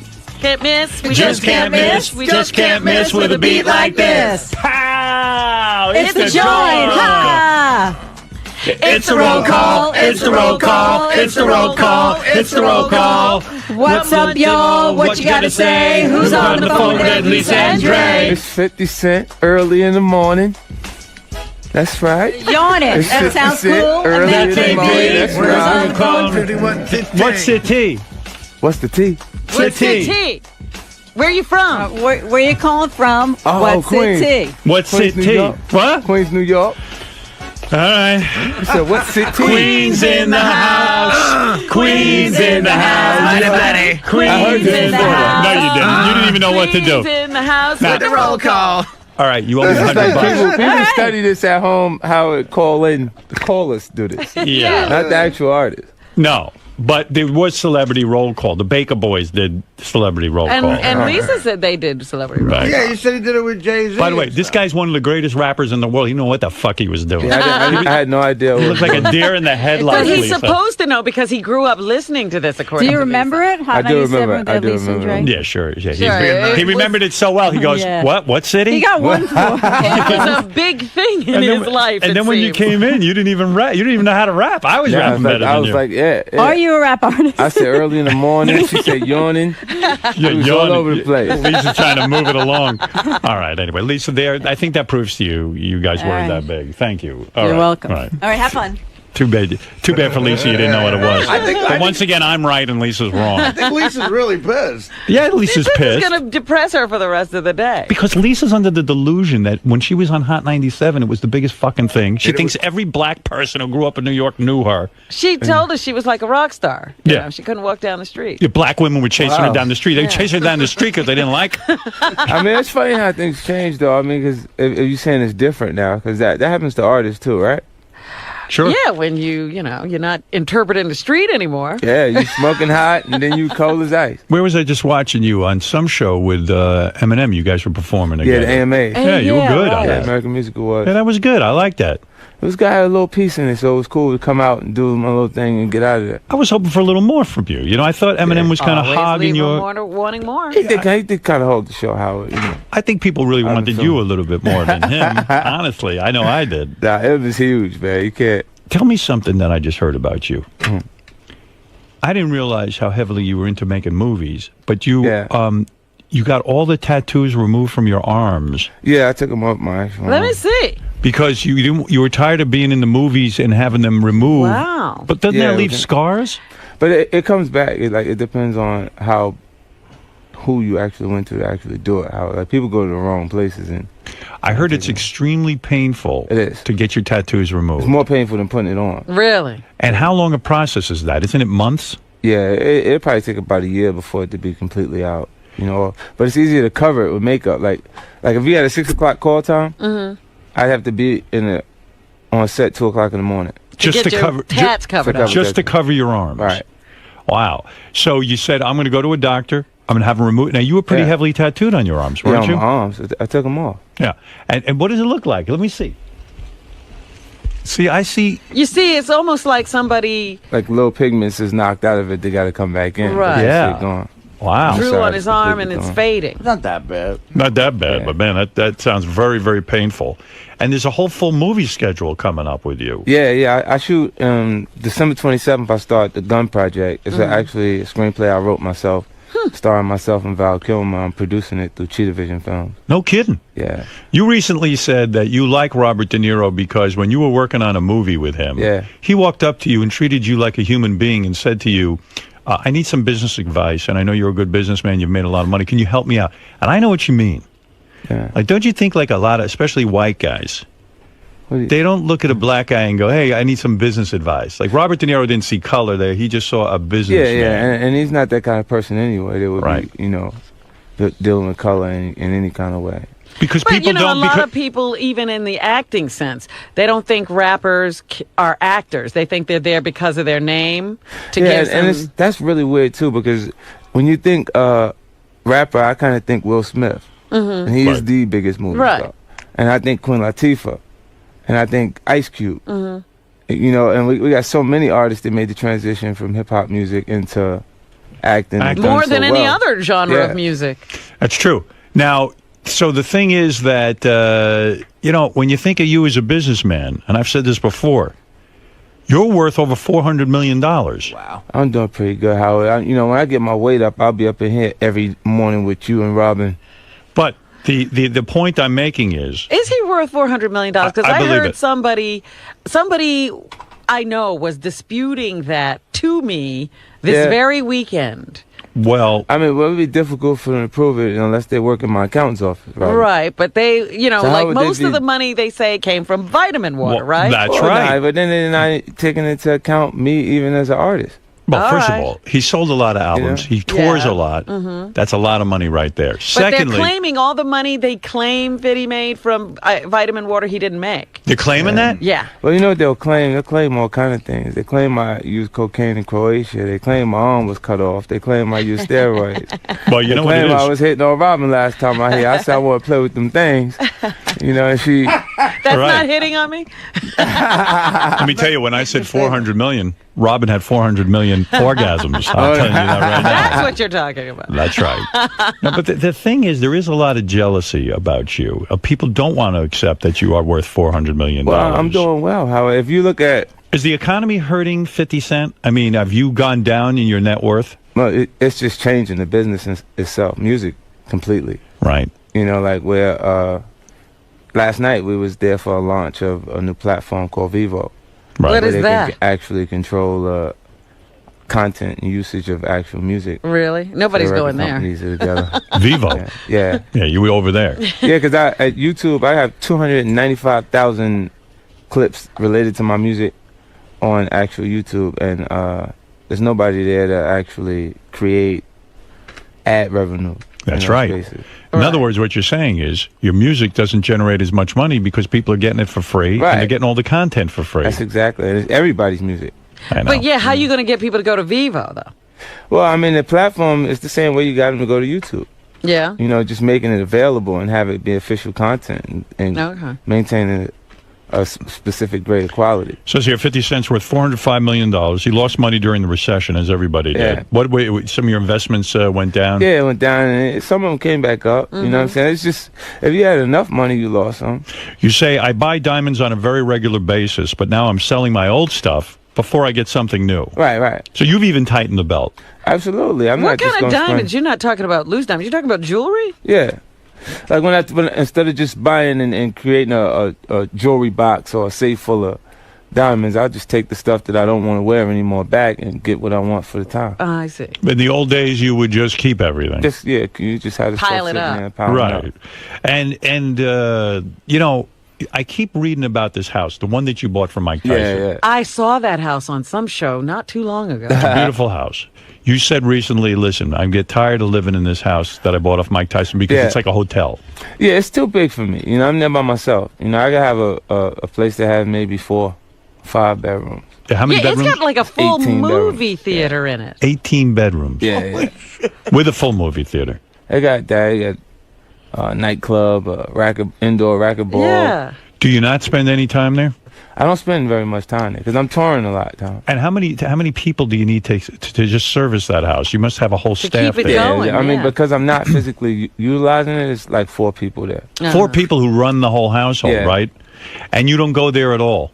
I haven't been there. No. Yeah. And so you have to run this thing, maintain this thing. So you put it on the market. Yeah. You've paid about what, $7 million? No, I paid 4.1 for it. You paid 4.1, and you put in about what, $6 million in renovations? Yeah. $6 million. So you got $6 million? So you got about $10 million in. Yep. All right. So you had it on the market for what, 25 for originally? I think 18. 18. And no takers still. Yeah. But you got to figure some rich guy wants this thing. Yeah, you got a lot of people out there that have properties that can't get them off at this point because you got. That's right. You know, people. So many. Look at how many mortgages people. Yeah. Look at all the properties Robin has. She's like 17 houses. I can't move them Yeah, either. you got so many people under foreclosure at this point that. How long you had those houses on the market? Oh, God. It's been a while now. I told you that about Staten Island. What you buy there, you're Well, there actually, for life. I only have one house left. The other one did sell. Oh, it did? All right. Yeah. No, there you go. Does the 50-cent name add value to the house? I mean, you would think somebody would want it. Yeah, I think so. And the Mike Tyson popularity name, yeah. between the two of us. Yeah. That's right. You know. And so...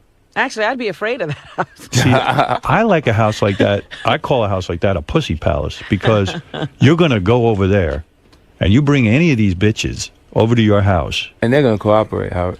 You're damn right. They They're see... gonna fucking love me. You're not kidding. They see... What's going on back What's up, Jack? You don't want to know what's going on back there. Have you made love in every bedroom of that house? There are 18 bedrooms. No, Robin, there's still one left for us. Right. But I would imagine when a woman sees this kind of wealth and this kind of stature... It helps. It certainly does, doesn't it? Yeah. Do you use it ever in that respect and say, hey, baby, I want to show you my place? And then you bowl her over with your racquetball Did they just court. fall over on the racquetball court or something? Do you ever have any experiences like that? Nah, I usually don't have people at my house until after I've already been sexual with them. Yeah. Because you have said yourself, you don't know what woman you can trust because most of them are after your money. Well, you know, that was taken out of context, Howard. I actually said that in an interview on the international tour. Right. And, you know, I said that I have trust issues, obviously. I've seen some interesting things. Yes. You know, over the last 6 years, I've been touring and traveling. And every night, that's somebody's wife. That's going to be someone's mother. It's true. So you're starting to have a conscience. Well, not that. It's just I'm just being aware of it, Howard, and being... Do you think Tiger Woods... 50 is changing? 50, do you think Tiger Woods really fucked up? I mean, this guy's got endorsement deals. His image is everything. Is he going to lose all the endorsements based on what you know? And shouldn't he have thought that this is somebody's wife, this is going to be somebody's mother? Shouldn't he have thought about the consequences? I think he was just, and obviously a relationship that wasn't fulfilling. Well, listen, it's one thing to be in a relationship that's not fulfilling. This guy has tremendous appetites. He's got 10, 11 women that he's fucking their brains out. Oh, that's all we know about. Yeah. That's a tremendous amount of women, right? That's about average. For a married man, though. Yeah, for a married man, something different. That is. I mean, that's about average for a famous celebrity. I understand. A single guy is different. Do you think he's one of these Urkel-looking kind of dudes that finally got famous and now he's going wild? I think that definitely could be the situation, Howard. How do you feel about his choice of only with white women? What do you think of that? What's going on there? That's why they're telling on him. So I see. That's why it's such big news. I believe. Yeah, you know. I believe a lot of the black women would have kept quiet about it. If he was with I believe Angela so, too. Bassett, this wouldn't even be. If he, that's right. Now you, on the other hand, if he was with Angela Bassett, she would have kept quiet. You're goddamn right. Now, is it true you're dating Sierra? That's one hot little broad, right? Yeah, she's hot, but that ain't true. You got her though. you had her up to the house. No, I did. What's her name? I did Who? music video, and then that started. And I just did a new one with Kelly Rowland. Oh yeah. Yeah, she's hot. She was in Destiny's Child. Oh yeah. Group with Beyonce. You bang her? Nah, I didn't. And you never banged Sierra? Nah. Seriously? Wait, you don't like famous women? What's the problem? He didn't need that. Cocktail waitresses. Have you done any of these broads Tiger did? Nah, you know. That ain't even my speed, man. His choice was interesting, you know. Yeah. What do you mean about his choices? What do you make of those choices? The women that would be comfortable saying that. Right. You can tell a woman who would go to the press. Right. Before you can tell. There's a type. Shouldn't he have cheated with women who had something to lose? Like, in other words, they're a little classier. Yeah, and married women never tell. Yeah. Have you said that you want to... You know all the tricks. Yeah. Well, that's the truth. Yeah. That is the truth. Have you said that you want to make a record with Susan Boyle from American Idol or what America's... No, I said, you know what? They asked me questions about that on the red carpet because she's, got a buzz going. And I said I would do something with it if it was the right song. Why not? Sure. What do you care? It's crazy because then the headline comes out, Tiger wants to collaborate with Susan Boyle. Why do you need to carry $25,000 in cash with you at all times? Well, not all times, but twice they caught me and I had it in my pocket. You do have $25,000 on you right now? Why are you carrying? Where are you getting this money? Now. Empty out your pocket. Let me see what you got on you. No, I ain't got nothing right now. You have no money on you. It's bright and early in the morning. I ain't even got my wallet. Why would you be carrying $25,000 at any time? I don't know. I might find something I want to buy, Robin. No, here's the reason. 50 has said it himself. Does he know about banks and credit cards? No, that's not it. It's a psychological You never thing. know when you want to buy a feel Honda. like I have money, Robin. It reminds him Don't that... get upset. I'm asking. He has said it reminds him... It reminds him that he is rich. But why do you need that reminder? You've been rich now for a while. Yeah, but I don't have those things around me, Howard. Right. Like I leave those things in Connecticut. But isn't it dangerous? And I'm gone. But 50, isn't it dangerous to carry around that much cash? There are people out there who will rob you. For regular people, it is. Yeah. But you have enough bodyguards and things. Yeah, I don't have that issue. I mean, I'm gonna have a watch on it costs $200,000-$300,000. So if you gonna have $25,000 in your pocket, it's nothing. Yeah. You wear a watch that's worth $300,000? Let me see that watch. I don't have it on now. Yeah. Oh, damn, I should have came prepared. I would never wear. All right. I would never wear a watch worth $300,000. Why not? Because first of all, it would make me nervous. I wouldn't want to lose it, and those kinds of things just seem frivolous sometimes. You know. I mean, but Howard, you just gotta live sometime, man. You're a rich guy too, Howard. Don't think people don't know. Not like you. I don't know what it was the transition when you came from right over here, and the studio got built and cameras are set in different spaces, and everybo's I don't have $400 million. A few seconds in your life. You told what I got breakfast. Anybody offer me nothing. Look at the size of those boys. They ain't sharing any food with you. You say that you can cry on command. Does that come in handy in the movies? Yeah, at different points. I could do it now. Yeah, let me see you cry because I've always admired actors who can do this. I don't know if I could do it for you right now. Yeah, well, you're But an actor. did you discover this, or how did you know you could do that? It's just different roles that I had to play. Yeah, but you discovered it on set or something? Yeah, like... What do you think about to make you cry? Just old stuff, childhood stuff. Think about what, your father? Nah, I don't know my father. That's what I'm saying. Like, do you ever think about, that doesn't bother me. I don't know my father, and then you start to cry? Nah, I had, like, a pretty rough childhood. I know. I can use, What do you think about to get you going? All different, like, little things. Well, not little, but small portions of my experience. Well, like, give me something that makes you cry. Oh, man. Just the transition I had. Your grandmother dying? No, going into my grandmother's home after my mom passed. That makes you cry? Yeah, that was a real uncomfortable feeling for me. Because you didn't want to live with your grandmother, you want to live with your mom. Yeah, and that was just, like, my mom was one of 9. She was the only one of my grandmother's 9 children that passed away. Were you angry about that? Well, no, but... How old were you?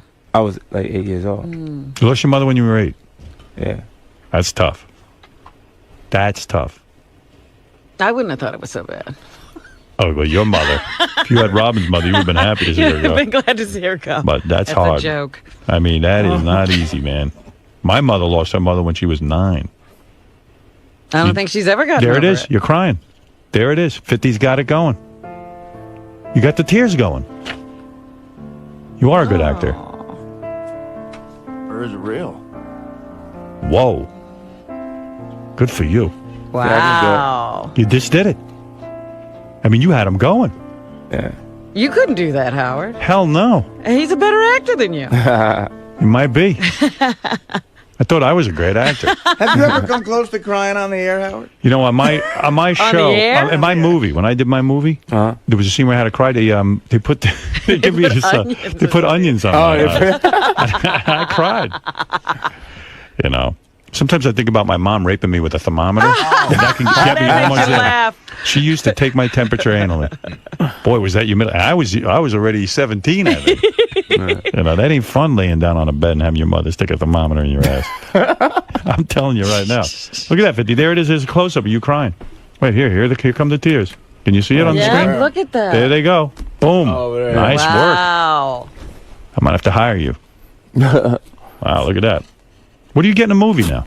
How much? What's your quote? What's your quote? Oh, man, I just did a project in the UK, Dead Man Running. I need $1 million to be in. $1 million? $1 million. Yeah. It's pretty good. All right. You know what I'm saying? Now, whose career do you admire? Who do you want to follow? Not Jay-Z. No, I really like Ice Cube. Yeah. Ice Cube's got a good career. What's going on with the feud between now you and Jay-Z? I figured you were afraid of him. Do we always have to have these feuds? I'm scared to death, huh? You're scared to death? Here's what happened, and I'll fill you in. But why do we have to have these feuds? It's music. Yeah, it's really just the competitive nature of hip-hop, right? Yeah.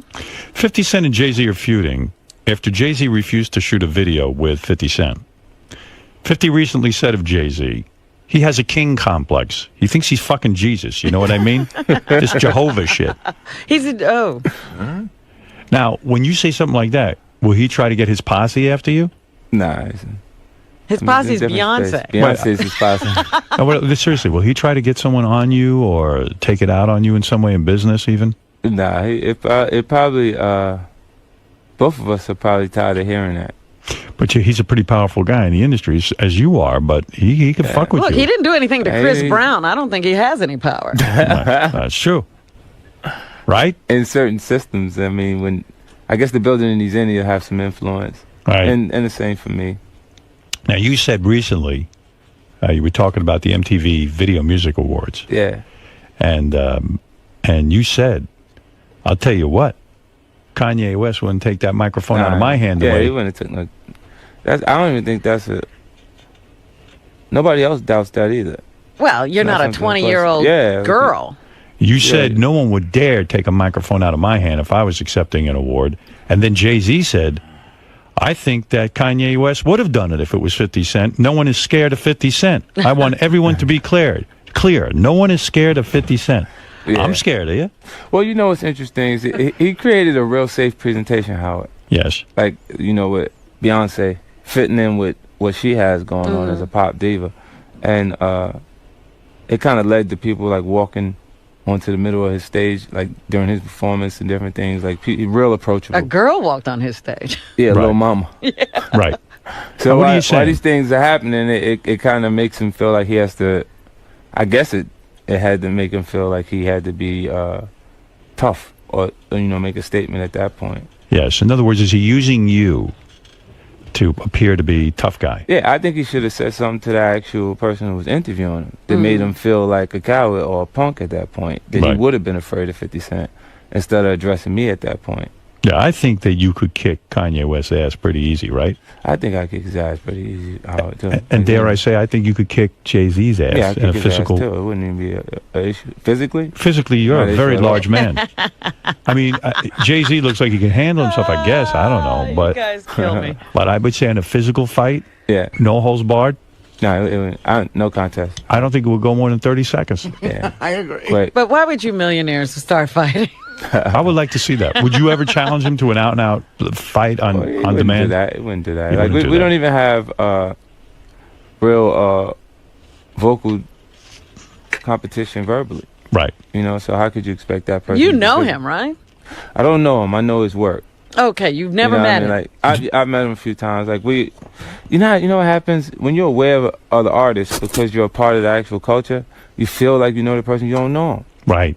You know what I mean? It's like when I said it's a competitive nature making the artists compete. The R&B artists are doing the same thing. The jazz artists. Yeah, but they're not threatening They're each not other. vocal. Yeah. But you know what? You're right. They are home creating presentations that they feel like will be the #1 presentation. But you do know Jay-Z. You worked with him. I mean, you were making a video together. I Get Money. But that never happened. That video thing never happened. No. Like we did a remix to one of my songs during the Curtis albums, the Forbes I Get Money remix. It was me, him, and Puffy. Do you respect his music? Yeah, there's moments on his actual new album that I think are great. You do like it? Yeah. You like that song with Alicia Keys? You like That's a that? good one. You would approve of that? Yeah, that's a good one. Okay. So we won't see any fight, but I see you. What's happening, though, with your music sales? My music sales are this interesting because my album's been out a month before the actual release date. Oh. You know what I mean? So once you deliver it, like if it didn't leak out of my house, Howard, if it didn't leak out of the studios that I'm working on, when you mix master the entire project and you deliver it to the actual system, to the company, and when they're shipping it to master it internationally, it leaks out, and you just lost it. All you can do is what the system can provide for you to market and promote it at that point. Right. But I haven't heard anything negative about my choices creatively, so it makes me secure, feeling like it won't do any damage to me. Still working with Eminem? Yeah. He's a good dude? Yeah, he's doing good. He was trying to cut in on a lot of the action? What action? I'm talking about financial action. Oh. Nah, he been pretty laid back. Like he came after he dropped the Relapse. He was supposed to drop Relapse 2 because he made so much material for that one effort that he had a whole nother album worth of material that he wanted to put out. And then he turned it into the Refill. So late this year they'll get like 6 new songs. You wearing a bulletproof vest right now? Nah. You're looking pretty pumped up. Yeah, I got my this shirt is kind of big. What are you doing in the gym? What's going on here? Are you doing I'm trying steroids? to get it together. Are you doing any juice? I'm doing that same shit you be doing, Howard. What? Pilates? Yeah. Pilates? What are you doing in the gym? Come on. You're blowing up. I'm doing that same shit you be doing, man. You're not doing any juice? Nah. You sure? Yeah. That shit's dangerous. Your balls are shrinking. Let me see. See what? Your balls shrunk doing it? Yeah, I got no balls left. There's nothing there. I look like a fucking scarecrow. You got big muscles, so something's going on here. How could you see what I got under this big I can ass see. I see what to do. What kind of powders you use? You use powders? Yeah, I use Weeder? No. What do you use? Oh, you talking about I thought you was talking about baby powder. Oh, no. stop. No. What kind of powders you use? Oh man, the protein powders you talking about? Yeah. I don't really take it because I don't have to put on mass. I have Really? to keep myself from getting too big. Yeah, that's my problem. That's a shame. Yeah. You almost went into a business. You had hired researchers. You Right. did a little research and development. I guess you put some money into this. Yeah. You were trying to develop a condom that would keep guys lasting longer in the sack. Yeah. Now, And your scientists got together and could not find a way to make this happen. Is that true? No, it's not true. It's just, I mean, what's the theory? the concept and idea Yeah. to create magic stick condoms for me was to develop a more effective way to create a safe sex campaign. Uh-huh.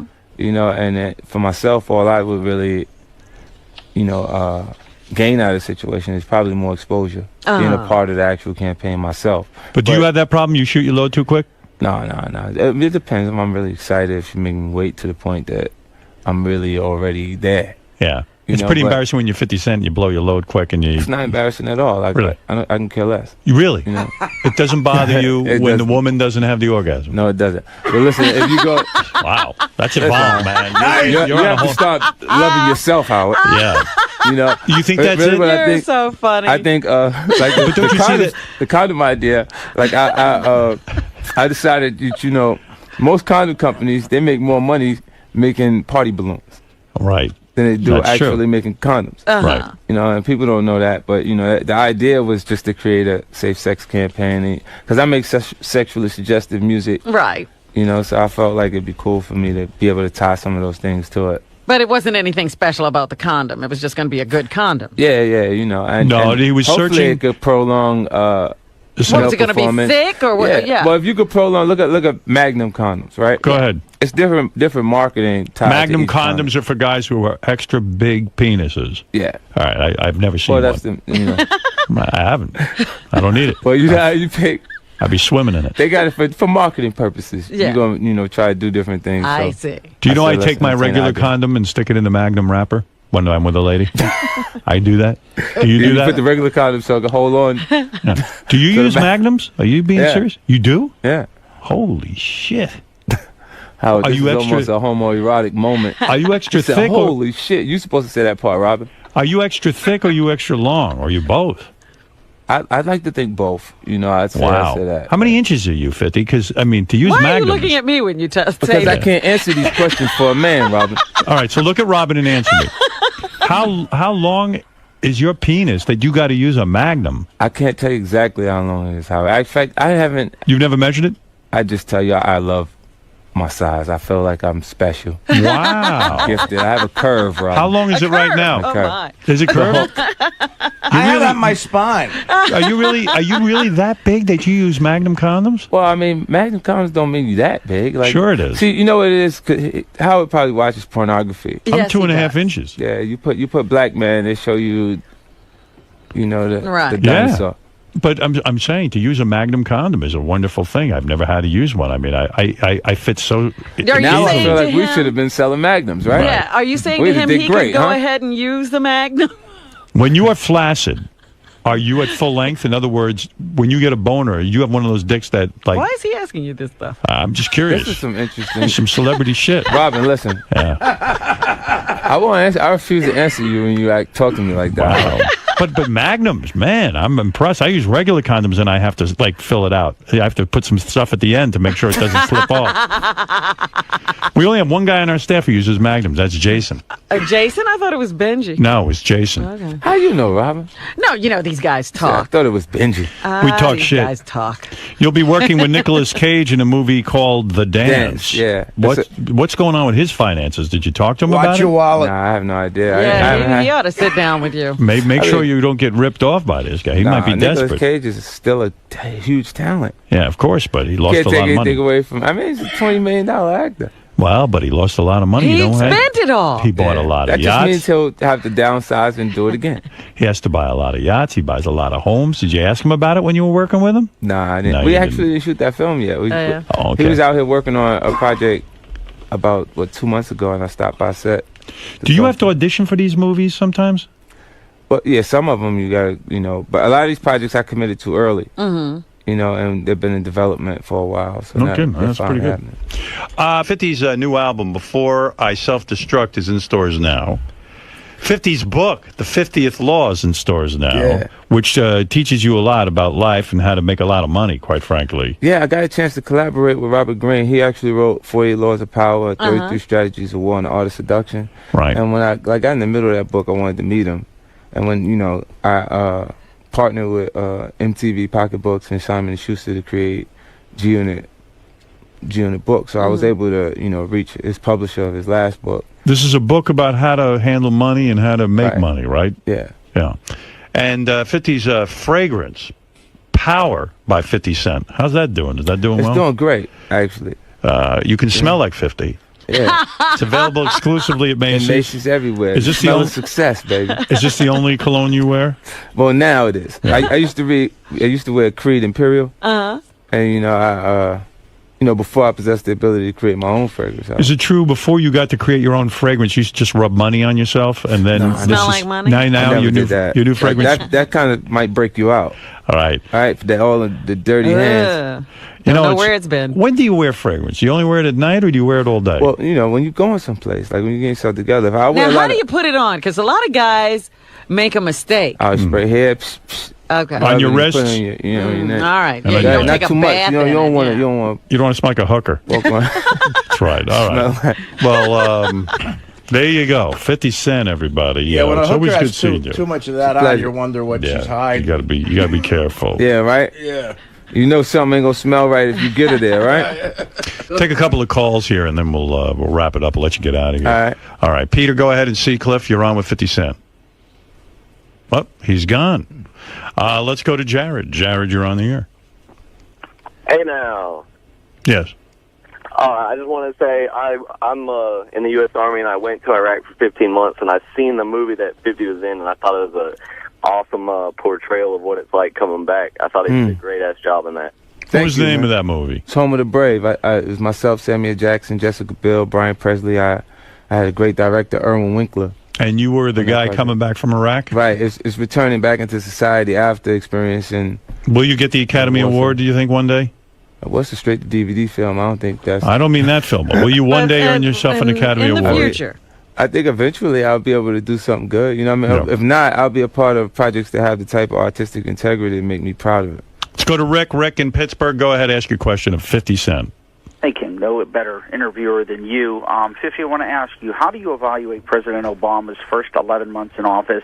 Do you believe he's losing some credibility in the black community? Is Obama losing credibility in the black community? And as you know, 50 speaks for the entire black community. Go ahead. Yeah, you know, yes. I've been nominated spokesperson for the entire black What do you community. hear on the street? Well, I don't feel any real negative energy for Obama. Right. There. You know, I think we kind of we wanted magic. We wanted things to happen immediately, that instant gratification. I'm shocked how people think, well, gee, he said he was going to change the economy. Right. What do you think? You could change an economy of the United States of America in, what is it, 11 months, 10 months? Yeah, I mean, you can't. Yeah. Even at his inauguration, he said it may take another term. That's right. You know, I think people, they've heard the promises early on in those different speeches, and they look for those things immediately. Yeah, but isn't that the danger of making, I guess, the promises? I mean, I support the president, but I think it's especially tough once you get into the money interests. They sort of dictate. Every president makes promises. Yeah, all of them in the very beginning. I mean, and when you inherit the country and the state that it's in now, you know, it's definitely a difficult job. You know, I think Obama is representation of hope. You got to it is, and you got to remember one thing: when this election was going on, everyone's rap was, I don't care who wins, if it's Obama or McCain, who the hell would want to inherit George Bush's America? It's 8 years of devastation in terms of this economy, and the expense of the war and everything else. Everyone was even saying, if McCain gets it or Obama gets it, those guys, you wouldn't even want to be the president because it's not going to be an easy road. What do you think? If McCain had gotten in, he'd be any further along with the economy? I don't think so. I just don't think so. You're looking for a miracle. King of all blacks, you're on with 50. Man, you caught me in a bad spot with this damn phone. It's because you got a shitty phone. What kind of phone? No. You must have AT&T service. No, I'm in Inglewood Cliffs, and this is a bad fucking area. I want to ask 50 something very important. Can you hear me now? Yeah, yes. I hear you. Okay. Real important. I'm driving fast. I'm in a fast-ass car, too.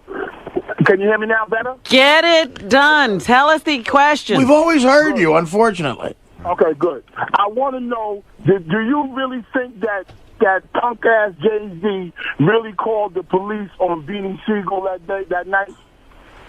Well, yeah, he had him removed. Who knows what he's talking about? I don't even know what he's talking about. Well, he's talking about Powerhouse performance in Philadelphia.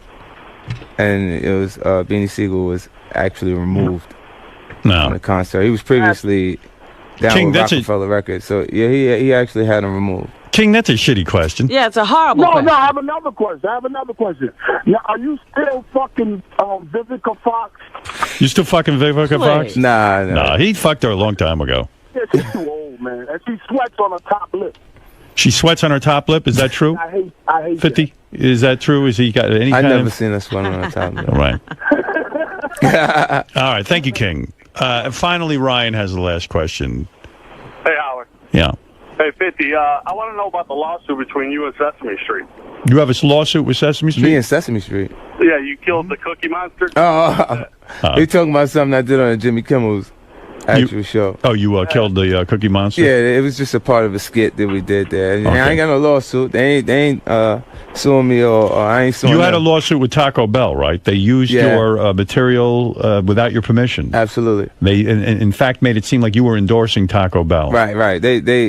they put out a press release saying that I would change my name to 79 cent or 89 cent to sell burritos. And so you got angry with that. You sued them, and you sued them successfully, right? There was a settlement. Yeah, I definitely won. Are you allowed to give out the No, amount? I can't give out, but I did great. You did great. 5? Wow. $5 million you got? Did good. Nice. Wow. Nice. When's the last time a girl rejected you? Probably doesn't happen anymore, huh? Well, I guess, what happened between 2003 and 2005, I was really active. Right. And then 2005, I started feeling like I was hot. So it was like, you think you could just be with me? So you started withholding, huh? Yeah. You started to be selective. Yeah, so now it's like... So the numbers have gone down. Yeah. All right. But do you just wait for women to approach you, or do you approach? I don't mind approaching. Okay. Have you been rejected since 2005? Has anybody turned you down? I've had to work. Yeah. Like work a girl, for what yeah. you want, Good. All right. Well, that at least makes it interesting. Yeah. Yeah. All right. Listen, 50. I'm not going to hold you here all day. Obviously, you have business concerns and things to take care of. Yeah, I enjoy myself, man. It seems like we have a good time, a good chemistry every time I come up here. Oh, hell yeah. And you cried. That's awesome. It was kind of scary, actually. Yeah. I didn't know he was going for tears with that look. No, I didn't know what was going on. But I didn't want you to know before I was doing it, right? New album. That's good. New album is called Before I Self-Destruct. It's in stores right now. Yeah. You got to go get a hold of that. 50 Cent's book, The 50th Law, is in stores now. And 50 Cent's fragrance, Power, by 50 Cent. Available exclusively at Macy's. Got to go over there and get that. Good Christmas gift. And great seeing you. And It's have a happy pleasure. holidays. Definitely, man. All right. And we'll be back right after these words. You promised me next time I come, we're going to have strippers and stuff. You want to have some strippers here next I time? want to see what's going on. He keeps making those promises and never keeping them. Yeah, Howard keep telling me, like... Robin, take off your shirt. I'm not a stripper. Come on. 50 loves it. Show it to him. You would love to bang 50 Cent, wouldn't you? I'd like to Robin's see it. charmed by you. You're charmed by him, right? I like 50. You would go out with him, right? No. You would not go out with him. No. I'd be afraid to. That's bullshit. Nah, he'd give it to you good. The guy's got a big cock. That's what he's telling you. You could give it to her hard, right? Yeah. Sure. What would be so scary about What's scary? You afraid of the real black man? He's right, yeah. Afraid of the real man. He's been around the block. He has expectations. You know. Oh, you mean Robin's a perform. She watches pornography too. She No, knows I don't. extreme performance. I do not. You think you couldn't live up to his expectations? I wouldn't even want to. She could do it. Go ahead, man. Give me a little rap on there. Yeah. I ain't got no rap. Come on, let me hear you rap. I was trying to give you a Rap simulation. to Robin. Rap to Robin. Rap to Robin. I don't got no rap. No, you better get it together. All right, listen, we're going to take a break. 50 Cent, everyone go get the new album. It's called Before I Self-Destruct. Do you think you're going to self-destruct? Nah, man, I'm doing good. I figured I'd offer to them in art instead of actually doing it, right? All right. That's the way to do it. And we'll be back right after these words. Oh, it's the roll call. You mad at me, Lisa? No. Oh, sorry. I can't remember. That's huh? all right. You didn't know what that Everyone was? else did. I know what the roll call is. I just was, it's early in the morning. Right, that's what I Came said. here to see Howard, and I was already in Howard Stern mode. They put you on the spot. Yeah. That's okay. So how'd it go in there, man? It was good. It's always a pleasure. Every time I come here, I have a good time. Like, we had a good chemistry going back and forth. Yeah, what do you think that connection is between you two? I don't know. I guess it's, you gotta be comfortable with him. You gotta go in there knowing he's gonna say what he wants to say anyway, and just relax. John, what do you have to say to Lisa G about 50 Cent having no idea what roll call is? Lisa just... I don't know what she's thinking. She really believes that everybody knows what roll call is, and she was just crestfallen when 50 Cent had no clue. And then I know at the end he said, "Oh yeah, I remember," but you could tell he was just being nice. He was just being polite, and Lisa, in her head, let her think that she's being chased around by listeners and reliving those great days. And it's one of those things where you think one way and everyone else thinks the other. And when she comes to that realization that what everybody else thinks is really what happened, it could be ugly. Lisa G, this doesn't surprise me. She thinks she's the center of the universe, and she assumes that everybody knows who she is. And what you say that fans used to chase her down the street, that doesn't sound like it ever happened to me. I'm sure it doesn't happen here, and I'm sure we have more listeners than she had at Hot 97 or wherever the hell she was before. So yeah, no, I don't think 50 Cent. It's that surprising that 50 Cent never heard of the roll call. I don't know when he would ever been up at 7:20 in the morning to begin with. She's a delusional woman. That happens with age. What are you gonna do? Are you surprised that 50 Cent had no idea what roll call is? No, I don't know what the fuck roll call is. I'm a metalhead, man. If it ain't fucking metal, fuck it in the ass. Yeah! Yeah! Fuck metal!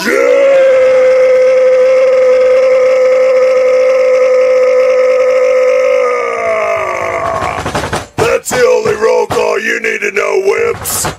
Heavy metal rules.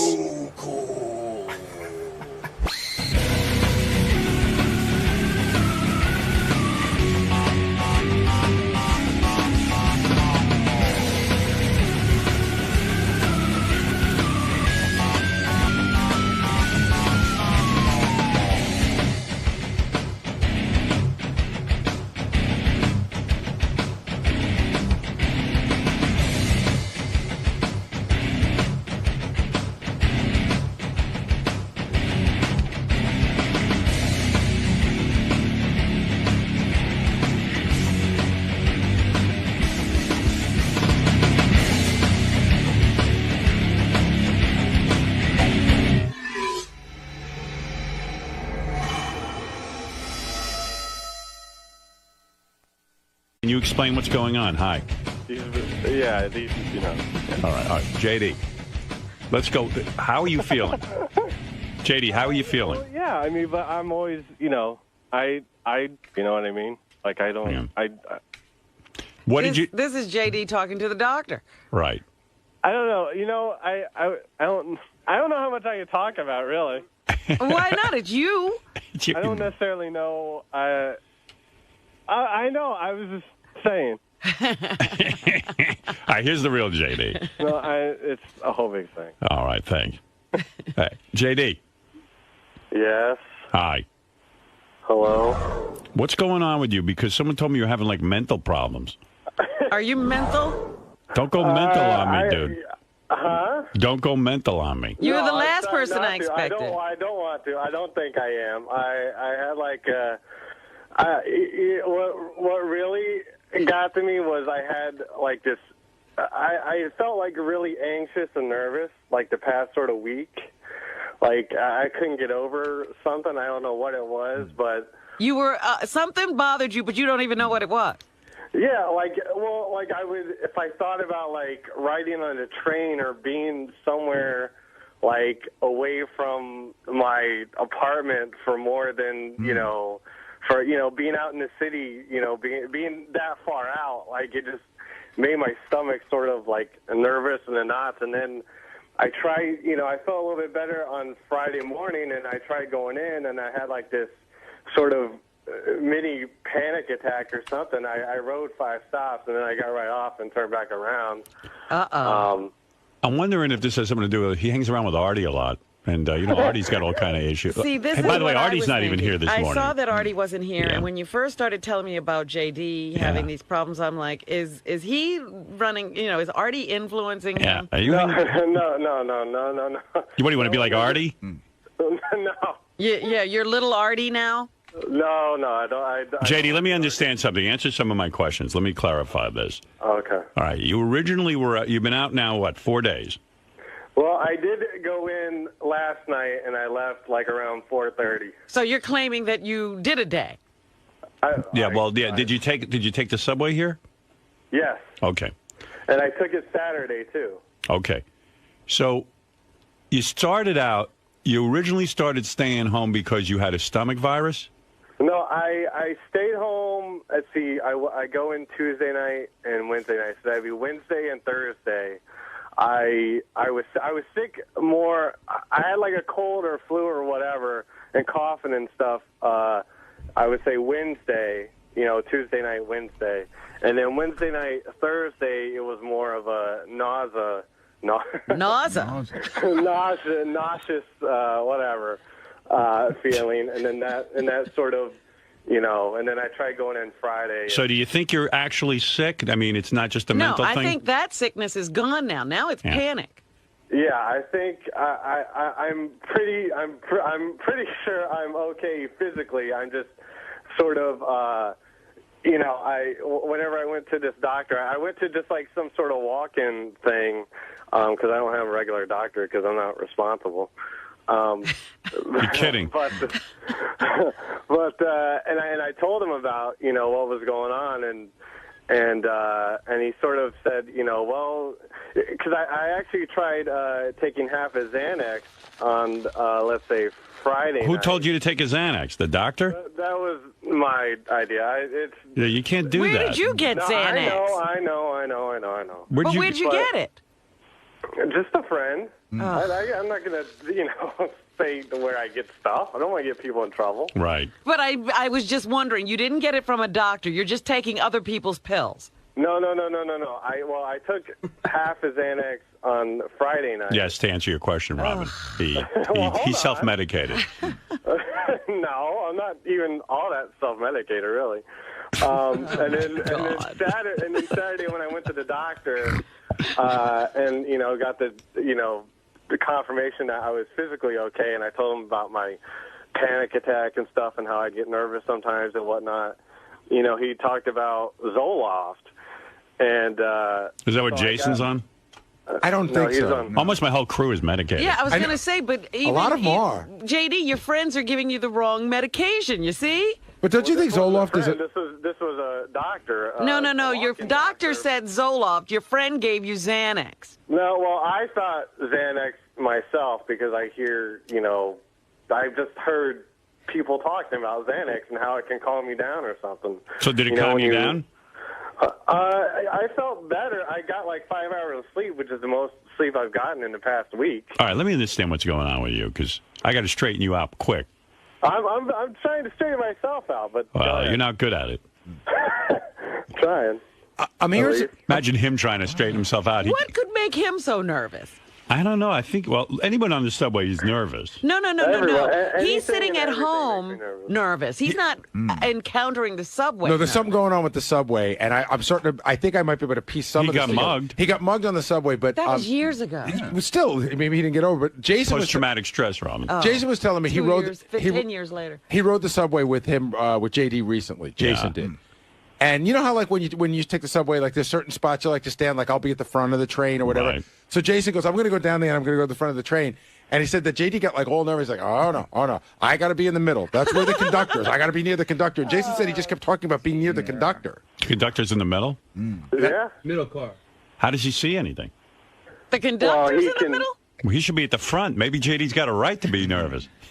No, he can see whenever he opens the doors, he looks out the window, but, whenever the train's in motion, he can see within that car. Yeah, but how does he see? Oh, you mean, How does he drive the train if he can't see the front? He doesn't ride the train. He doesn't actually drive it. He just sort of watches, looks out. He's not the engineer. Yeah. Oh, he's security, in other words. But he knows exactly where that guy is, so there's something bigger going on. Are you nervous that you're going to get beaten up so that guy can help you, or are you nervous that just because the train's going to... I'm always sort of I'm always sort of nervous about just anything because I'm just a nervous Nelly, to put it in a gay term. But this was just sort of like it wasn't going away. Like nothing. I was nothing. It was over anxious, over nervous about just thinking about anything of being away from somewhere. I don't know. It was just odd. See, this is the start of agoraphobia. Yeah. JD's getting afraid to leave home. That was another, fear of mine. That's cool if you're Howard Hughes, but if you're JD, you got a big problem. Yeah, being attached to that apartment, I don't think is a good idea. You don't want to be agoraphobic with no money. No. Yeah. No. Well, listen, dude. I mean, you got to pull yourself together. Great. I'm not. Let me read you the riot act here. What's going on? I've only taken. I got prescribed a Zoloft, 50 milligrams. The guy told me to take half. First of all, you want to go to my doctor? What kind of fucking doctor are you going to? Hold on. You got insurance. Go to a good doctor. He went to a walk-in clinic. Ay. Well, because I wanted to go. I don't know anything about medicine, but doesn't walk-in clinic mean like the worst doctor? Oh yeah. Yeah. What kind of doctor was he?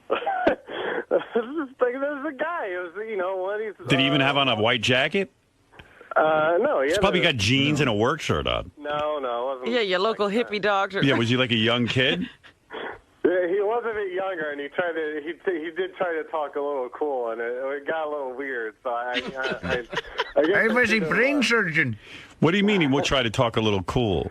I don't know. He was just like trying to seem young or whatever, like hanging out with his friends and stuff. Like what? He was talking about his friends being on Zoloft too, and I was like, oh, okay, all right. You mean you're gonna go on a medication from a walk-in clinic doctor who saw you once? Dude, that doesn't sound right to me. You'd be better off getting the pills from your friends. You went in and just said you were anxious. And he said there was nothing wrong with you physically, it's just in your head, right? Well, I was the one that sort of said, that I get, there's something, it might all be in my head and stuff, and then he sort of just like he said I shouldn't take Xanax because that's too addictive and stuff, and then he said something about Zoloft, how it wasn't as addictive, but then, once I get home and I read all about Zoloft, that's all I hear about how addictive it is. You don't need Well, that. that's what a walk-in doctor will do. Yeah. He won't know the medication. I like that the walk-in doctor wasn't sure. It's kind of addictive, but not really that You don't addictive. think the walk-in doctor's really reading up on stuff. And he goes, a lot of my friends are on it, so don't worry about it. Right. Yeah. JD, look, here's what you got to do. Today, you got to go see a real doctor. Oh, I want to go to sleep. I want to go to bed. I want to get this, I want to eat or not eat, but, actually eat. Whenever you take Zoloft, you don't have an appetite. So what do you want? So wait. What do you want to do today? You want to go to sleep? Yes, I'm going to try and sleep, and then I have to go to the grocery later because I have nothing in my house, and then I'm going to work tonight. So these are your priorities. Yeah. Maybe your hours are weird. Well, they are weird. Yeah, well, maybe you need to maybe figure out a different work schedule. Want to sit down with me and figure it out? Because you know what he does? He gets up at midnight and he's here at 1 in the morning, and then he's here till 10. And I know he's not getting any REM sleep, and he's probably lost his mind at this point. I tried to figure out some sort of schedule, but I don't like riding the train in the middle of the night, and then so don't do it. So come in like when the rest of us come in. But then something might not get I'm not going to JD, stuff watch ahead of time. Watch your TV shows at night. Figure out what at your apartment. Figure out what you want to pull when you get in here, and then do it when you get in. All right. I'll figure something out. I'll try. Maybe I'll try and get in around 4 when Scott gets in or something. Yeah. You know what? Sit down with me. We're going to figure out a work schedule for you. Okay. All right. Okay. Because you're not doing it right. Trust me, my biggest worry is being fired because of all this stuff, and that's because this is this is the most important thing to me, and that's why no kidding. Well, this is going to be like a self-fulfilling prophecy if you can't get out of the house. No, I know. You don't want to be fired. He hasn't been able to show up to work. Of course you're going to be fired. He's like, my biggest fear. No, you can count on that. Yeah. You can count on being fired if this keeps going on. No job, no insurance, no Zoloft, no nothing. Listen to me. You go see a real doctor. I love all these guys who, they secretly are sicker than me. Yeah. And then they're always laughing at me. I don't laugh at your office. The only thing you should be worried about or having anxiety about is finding a chick to bring to my party. Oh, that'll kill him. What kind of medication will he be on if he has to What are you saying to that, JD? I thought about that too. Trust me. Yeah, he's anxious. I got a lot of things that I'm thinking about. That probably sent him over. I'm thinking JD would be super articulate if he just start working during the day. Maybe he's just dopey from lack of sleep. No, maybe there's a medication for articulation. Yeah. Was your doctor he wasn't even a Jewish guy, was he? I don't think so, no. You hear King of All Blacks. Yeah. Even King of All Blacks goes to a Jewish doctor. I don't know what this guy was. I don't even remember his name, actually. All right. I have his card somewhere. You know what? You're going to have to get him a psych consultation. Yeah. I'll be. I don't want to take any meds. I tried it, and I don't think I like it, and it's not for me, and it's. No, that's what you first said about booze. Now I hear you drink like a fish. Yeah, this is I don't drink like a fish. No one's seen me drinking. I've been drinking forever. Drankin'. I haven't drankin' forever. I haven't. He graduated college. I haven't drankin' forever. That's that full cell education. Yeah. Did you just say I haven't drankin' forever? Well, drank in forever, not drank. Oh, okay. All right. Okay, got it. How about I haven't had a drink? In a long time. No, that too. All right. So, JD, let me get this straight. You do have some physical ailment. No. Not anymore. Okay, well, then you should have been at work. Well, I was at work. Well, my stomach hurts. Yeah, well, that's because you... But that's not it's not because of like a flu or a thing. It's from the Zoloft, and because you don't get an appetite, and then you get hungry, and so I've come home and Sounds like a grand plan, your plan there. You should go on what Jason's on. He gets plenty hungry.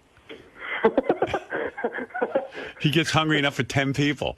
Well, I don't know what's going on with you. I'm not a psychiatrist, but certainly I think you're in need of a real top-notch medical guy who could sit there with you and try to decipher what's going on. Well, he probably needs, but you know what? There's nothing physically wrong with him. He caught a little cold, and now his anxiety is feeding into all of this. Yeah. His real problem is up here in the noggin. Yeah, noggin, which is You need a noggin doctor. Which is a technical term for your head. Well, you're right. Yeah. He got sick, then he got anxiety because he was sick, and now he's left with the anxiety, but the sickness is gone. And, I don't know what's going on, but... Well, I tried to get rid of the anxiety quick, and it's not. No. It didn't work. So are you going to have to retire to take care of your health? It sounds weird, it sounds weird, like the doctor just all of a sudden saw you for 5 minutes and then wants to put you on medication. That's a pretty serious decision to go on medication. That is exactly why all these people are on this medication. Most of them aren't getting it from psychiatrists. Right. They're getting it from regular doctors. Have you been able to masturbate? I haven't even really tried. That was another thing. I was just like, I haven't really tried, actually. Did you go on the internet and talk to some girls? No, not really. I mainly Wow. laying down. Yeah, pretty bad shape. So even your social life has been impacted. Maybe you backed up. Lack thereof. Yeah, his social life, his whole masturbation thing is like, he's not even getting his rocks off. Whole outreach to people was meandered in. I know, like picking up like those girls for a couple of dollars who, will jerk off in front of you. All right, okay, all right. Is the whole Ronnie thing getting you stressed out because you had to cancel Ronnie's show and then bring it back? And no, I don't think so. Right. That was I almost didn't go in Tuesday because I had the cold or whatever, but I came in because I knew the whole Ronnie thing was going on. Right. Jesus, Jace. Oh, JD, you're sounding terrible. I came in then. All right, describe to me what happens. You start getting ready for work, right? Let me work with you here a little bit. Okay. Okay. First you got sick, I understand that. Yes. And you started getting better, but some things have been going on because he said he hasn't had a good night's sleep in a long time. Well, because he has a ridiculous schedule. You should see what this kid does. He gets on the train. What time do you get on the train? 1 a.m? I try and get on the train by around 11, a little after 11, so I can get there around 12. So when are you sleeping anyway? You get there. So you get to midnight. You get in here and you're watching TV all night. Well, I try and get to sleep like around 3, and then wake up around 9:30. 4, 5, 6, 9, That's like 6 hours. That's not all. That's the worst schedule I ever heard. There's got to be a better way to do your job. You're almost like the taxi driver. Yeah. Gee, thanks. I mean, that's crazy. I'm just trying to, No, I know you're trying to, and you do a great job, and I'm worried about you. So I'm trying. Well, I appreciate it. I don't want people to worry about me. Well, Did I'm you worried. know at all that he was headed this way? No. This is a complete surprise? He was my rock. He was the one guy who wasn't mental. Crazy. You didn't have to worry about JD. So JD was like one of these guys that just kind of had it all together. Yeah, right. So, I mean, I never thought you were mental. Look at you. Well, I didn't necessarily. I didn't really think I was all that. Well, I guess I knew I was sort of mental, but not like I don't think I'm going anywhere near like KC mental or anything anytime soon. Did you start reading the Bible? No. Are you cutting yourself? No, and I'm not. Yeah, do we have to check your arms? No, I'm not, and I'm not walking behind people. So what's the crazy? So to put an axe in them. So what's the craziest thing you're doing? Craziest thing I'm doing is not being at work because my stomach is fucking not feeling great, and so that's. Is it like a knot, or is it like a nauseous, or is it like a? So you're nervous? It's because of the Zoloft, you don't get an appetite, so you don't eat. Yeah, but before the Zoloft, you were feeling something. What was going on there? Yeah, that was nausea. That was with the over anxious. It was like just a big knot and tight and like sort of almost burning almost or whatever. I don't know. Like an ulcer. That's anxiety. Yeah. So and it wasn't like going away. And that's what freaked me out, and I wanted to do something quick so I could, go to work and stuff and do whatever. And makes sense that JD's fucked up, though, Well, when you sit around and think about it, all the indications for being fucked up are there. Right. Not being able to talk. Yeah, I mean, he's complete. like now it doesn't surprise me that JD's fucked up. Yeah. And I know he had a rough childhood. So. I would always say, even at a Wasn't party. that rough? Stop it. No, come on, man. Even his parents are fine. Stop. Okay. Maybe he's pregnant. Even at a party, JD doesn't talk to anybody. I know. I mean, it's just terrible. He's like, I don't know. I don't know. Well, I don't whatever. know. What am I going to say to him? I try to get to work. Well, whatever. Whatever. It's like, He goes, I try to get to work and do whatever. It's your work. What's the craziest thing you're doing? I don't know. Imagine the trip to the doctor when he's explaining to the doctor, young man, what's going on. Like I'm nauseous and stuff, but I don't know. Whatever. It was like a nauseous or knot, a nuisance. I don't know. Like a knot. But it was like a knot and it's burning. Then you got to be sitting here wondering why Artie's late. Like, what's going on there? We should just lock these doors. I know. Everybody here is crazy. But he's nuts. What do you think's really going on with JD? I don't know. Robin says that it's, I think it has to do with when he was mugged on the train. Robin says it's been a long time, but you can sort of harbor some of those feelings and they sort of build, even if it's a period of years. And, we joke about what happened to him, but, like, he got the shit beat out of him. Like, he got punched in the face because he was on the train in the middle of the night. They took his iPod, and I think that, if you've never been punched in the face before, it's one of those things you remember. So I think that might be part of it. I think he might be having some anxiety. Now, him being sick, does this have anything to do with that, you think? Because he was sick at first. No, I think part of it, too, is that I think he got sick, and then I think the sickness made him start to have anxiety when he was on the train as well, which I think he was having already because he's like, what if I get sick on the train? What will I do? And then he got better, but was still having anxiety on the train. I don't know. I'm just guessing. He's never discussed it with me or anything. Do you think medication is the way for JD? It might be. I mean, if he's having anxiety, that's what they make anti-anxiety pills for. Do you think his self-diagnosis was correct? He was taking like pills. Well, no, he was self-medicating. He borrowed a Xanax from somebody. That's I get it. You take a Xanax. It's just a Xanax is just makes you feel good. If you'd have two glasses of scotch, you get the same feeling. It just relaxes you. And so he did that, and then he went to a doctor and they gave him the Zoloft, which John Hunter was saying Zoloft seems like a big it seems like a big hammer for a small job. But we'll see what happens. Who gives a fuck about JD? He doesn't care about me. Why should I give a fuck about him? You're still bitter? No, I'm not bitter. I don't wish bad things on anybody, really, except a few people around here. No, I didn't say that. I'm just saying, what do you think's going on with him? What? He was sick. He's not sleeping. And now it's anxiety. Yeah, well, he's not sleeping. When you don't sleep, your fucking anxiety gets really bad.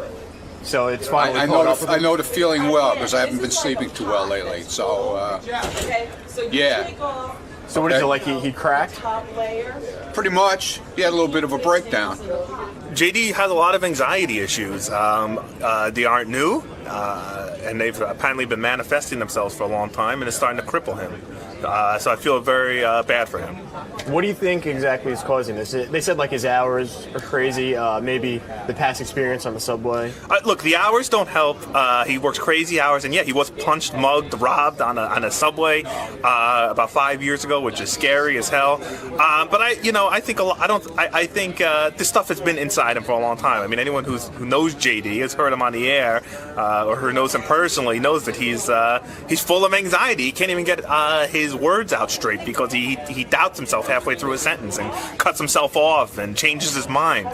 He's a mess, and it probably stems from a lot of things in his life, not just anything recently. And for whatever reason, whatever the trigger is, it seems to be manifesting inside of him and coming out. Probably the fact that he's almost 30 years old and still lives like a 12-year-old. My guess is he's getting a little bit nervous with the light at the end of the tunnel over here at Sirius. Maybe he's getting nervous about his future. So. Do you think medication's the answer for him? Well, I don't listen. I'm not a doctor. Medication is the answer for me right now. I kind of was in the same boat JD was, in the sense that mine was more depression with anxiety. But what got me to go on the drugs the first time was this job. Like I was afraid I was going to lose this job because I couldn't get my shit together, and so that's why I started going on it, and it saved my life. And I hope JD is helped. Whether it's Zoloft or some other drug that doesn't give him an upset stomach and make him crazy. Whatever JD needs, I hope he could be helped. I'm a big proponent of the pills. I don't think they'll cure me, but they certainly make me able to come to work and instill me with confidence, as people here like to say. So I act like a big asshole to everybody. But hey, it's a trade-off. I'd rather act like an asshole to everyone and still have this job than be a depressed mess inside my house and people go, oh, that Jason kid, he was kind of nice. I don't know. He's all fucked up. Young kid riding the subways, getting mugged by a bunch of big, nasty-looking thieves. Who would it? Isn't there an adjective you want to add to that? It sounds like bunch of big, scary, nasty-looking thieves. I mean, I wouldn't sleep at night. I would have the shivers. Riding those fucking subways, it's like being in Vietnam, except there's no soldiers. It's all fucking guerrillas and shit. Just going at you, prodding at you, punching you around, smacking you. Poor fucking guy. He's all messed up. He's suffering from shock. The system's got to change. Now look at him. He can't watch his TiVo. He can't go on Facebook and email married chicks, and he can't do his dabba raps and everything else. He's all fucked up. I don't know. I think it's just like I don't know what the root cause is. It's well, they seem to think it's like his schedule. That might the lack of not sleep.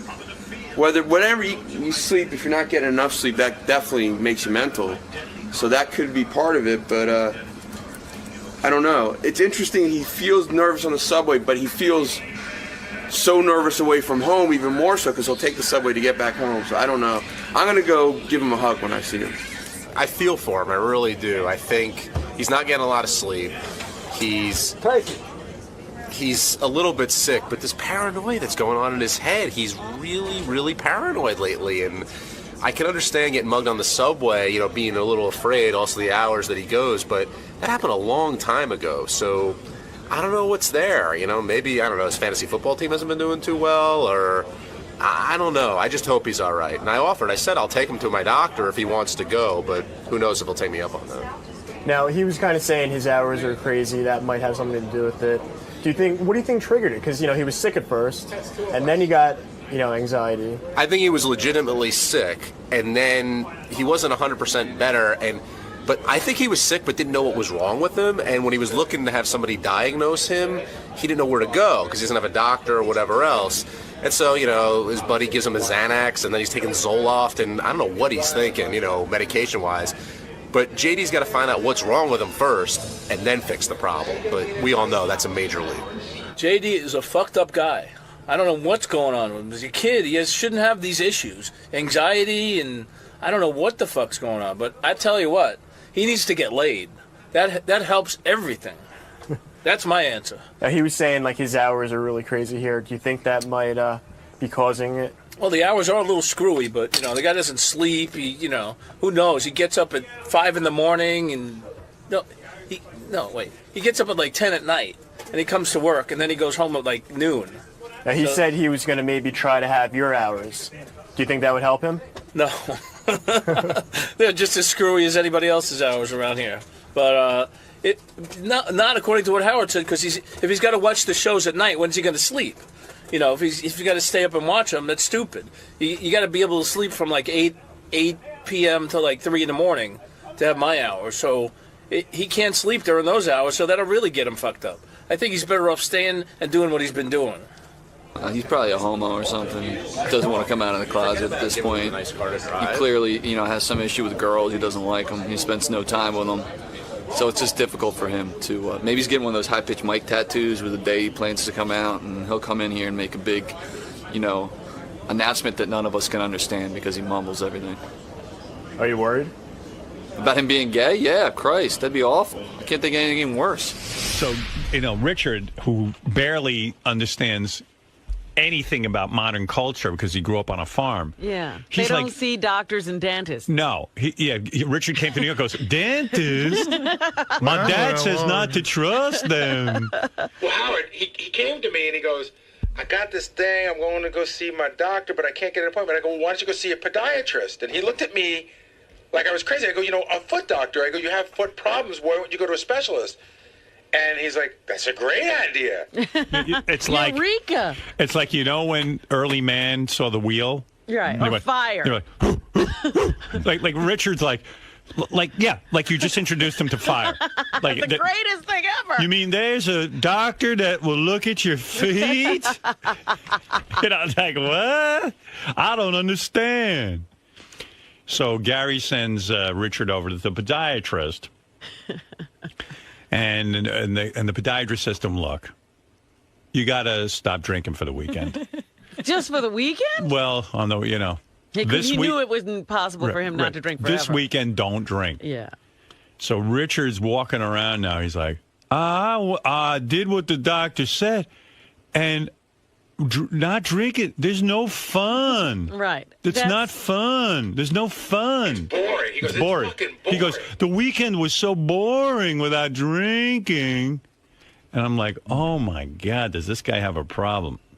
Well, there was an Onion headline once where a guy who was an alcoholic says, alcoholic who's been on the wagon for a year says, today will be just another boring day. You're right. That's funny. So the weekend was boring? Very boring. Do you have any interests or anything? Well, yeah, no, I still did stuff. I played guitar, wrote some music, just did things, but drinking just makes everything so much better. Yeah. Life isn't good enough. He has to make it better. So you didn't have any drinks? None at all. But your girlfriend drank? In front of you at brunch. Yeah, it was tough. Does she love you or does she have a problem? No, it was fun. She had like 1 or 2 mimosas, but just she doesn't have gout. Why should she have to? No. But sometimes you don't. He's going through a tough time. You say, hey, maybe for the weekend I won't drink. Look, if I had to have brunch with Richard, I'd be drinking. Right. Well, that's you, Robin. But no, I would never. It's her too. I would never expect her not to. Yeah, that's right. So it was difficult for you to watch her sit and drink. It wasn't difficult. It was just like, wow, I wish I could have one of those. So because while she had 2 mimosas, he would have had 2 bottles of mimosas. If my feet were doing what your feet are doing, I'd never drink again. Right. I bet they're drinking over. Drinking over. Well, it was food that caused it, too. So. It's the beer, too. He's Rich ignoring that. Hey, Richard, did she tell you things not to eat? Because I heard you just had a giant bowl of chili for breakfast. Yeah, I did. But it's Lisa made the chili. It's healthy. How do you know that? She said. I made it with very lean ground beef, and there's nothing else in it, just vegetables. Is it organic? No. Yeah, so. Why didn't you just eat all the healthiest stuff? Why didn't you just eat like a plain something what is it with you? I usually get an egg white, but Lisa's a great cook. Aren't you afraid of I'd be in fear. I would be so afraid that anything might blow up my foot that I'd be adding food back in very simply, one thing at a time. That's how I would do it. To make sure it wasn't going to happen. Well, I have been careful. I've been trying to eat a little. I had a turkey burger for brunch yesterday. Yeah. So let's give you a medal. Yeah. It's baby steps, baby steps for baby feet. Yeah. So how now big was that turkey burger? Probably half a pound. It was covered in mayo. How soon can you go back to drinking? I'm going to find out from the foot doctor, but hopefully very soon. So but I don't, I've been good too. I don't drink during the week either, so I'll at least wait till the weekend. Now, what if the foot doctor says to you, look, Richard, I suggest you do not drink for the next year? Howard? And then I'll tell her, I think we have to amputate the foot. Howard? Every website that I go on, and Richard, listen closely, every website that I go on that deals with gout, the first thing they mention is excessive consumption of alcohol as like the #1 factor. Yeah, not food. And what is excessive by their definition? Richard, they have Richard's picture next to that. They always say, you know how they say if you have more than 2 drinks, it's excessive. But dude, you go on trains and suck down cases of champagne. That's true. I know, and I'm the first to admit I do that. It's fun. Drinking is fun. Didn't you drink out a restaurant one night? But can't you just an have airplane? I did one time. Can't you just have 2 drinks? You always you have to be obliterated. Once in a while, I'll have 2 drinks. Yeah, if it's during the week or something. Howard, remember that time we talked to you about your mimosas at that brunch? How much do you drink? Oh, I can drink. I could probably drink 100 mimosas. Yeah, see? Right. 100. And that wouldn't be enough. They're in little bitty glasses, though. Yeah. And then he said he started getting them to pour them into big glasses because they were having to refill the champagne flute too often. They'd have to come every other minute with those little champagne glasses, so they started putting them in beer mugs for them. Right. Mimosas in a beer mug. Yeah. Why don't they just bring over a trough? Oh, sometimes they'd bring a pitcher over, too. But I'm talking about severe drinking. I'm talking about like in your lifetime, you've been wheeled off a plane in a wheelchair because you've been incapable of walking. But that was going to Bubba's wedding. That was a fun event. I was excited. And so if it was a fun event, maybe you could have lightened up on the drinking. In other words, you were about to have fun. We were going to Bubba's wedding to drink. I just started my fun a little earlier than everybody else. Yeah. I don't know. I'm sorry. You have fun when you drink. I have fun, but I have 2 drinks and I have fun. No, you talk about getting bombed on the weekends. 2 drinks. And 2 drinks will do that to him because he hasn't built up such a tolerance. I was hungover this weekend. I mean, I had I might have had like 3 or 4 glasses of wine Saturday night because we were at a party. And you got drunk at your size. You were able to get buzzed off. I was buzzed off too. I really shouldn't have. What are you talking about? His size? He's a tall guy. Yeah, but I weigh 100 pounds. I'm like Ichabod Crane. Oh, it doesn't go by height? Yeah. I mean, my feet ain't blowing up, that's for sure. But he's also on medication for high blood pressure and cholesterol. You are? Are you serious? Oh, I didn't know that. Yeah. How old are you? 35. Good Lord. Aren't you do you want to live or like are you just like No, I don't care? I want to. That's why I'm on if I didn't want to live, I'd stop taking my medication. But the medication is going to kill your liver. Yeah, the medication could be stopped if you just ate well and didn't drink so much. Not cholesterol's usually a family thing. Cholesterol can be lowered naturally. That is such a myth. It's not true, Richard. But my cholesterol's good now. They're weaning me off the medication. The It'll cholesterol. go right back up because you're not eating well. I'm eating pretty well. But, I mean, besides the chili this morning and stuff. It's just worthless to talk to. True or false? You tip flight attendants to keep bringing you booze. Yeah. That's true, right? Yeah. No. How much you give them? Usually $5 to start out. That's all it takes? And what do you say? Like, well, they try to refuse tips. They're not supposed to take it usually, but I'm like, no, take it. You give them $5, and that ensures what? That they'll constantly keep the alcohol? Like, in other words, you never have to wait for a drink. Well, not that. It just makes them feel better about serving me so much alcohol, I think. Right. They're like, oh, this guy's nice. We'll give him a bunch of booze. Right. And then when they have to wheel you off in a wheelchair, do they get upset with themselves, do you think? Well, they don't wheel me off. Whoever I'm flying with wheels me off. Wow. But they got to call for a wheelchair. Yeah. Ugh. But we're usually I've never been wheeled off of the plane. I'm usually, walk off the plane and then get wheeled. Yeah. I see. Mm-hmm. Yeah. I can't wait till they just throw them on a luggage cart. He packed an entire suitcase with champagne and orange juice for a long train ride. I know. That's what you call a person who has a problem. Richard, so congratulations, man. You made it through the weekend without drinking any alcohol. I did. How do you feel? I feel great, but it's boring as hell. I love drinking, and this just proves that, for me, drinking makes everything fun. So how long is this going to last? Oh, hopefully not more than another day or so. I'm ready for a drink. It's the holidays, man. Come on. You can't watch Rudolph and Frosty without a drink. Now, along with, not drinking, you're supposed to be eating a little better? Yeah, well, that I do try to do. Like yesterday for brunch, I had a turkey burger with a salad. But for breakfast this morning, you had chili. Yeah, but it's Lisa G's healthy chili. So You sure it's healthy? She said it is. I mean, and she eats it, and look at how thin she is. So I trust Lisa.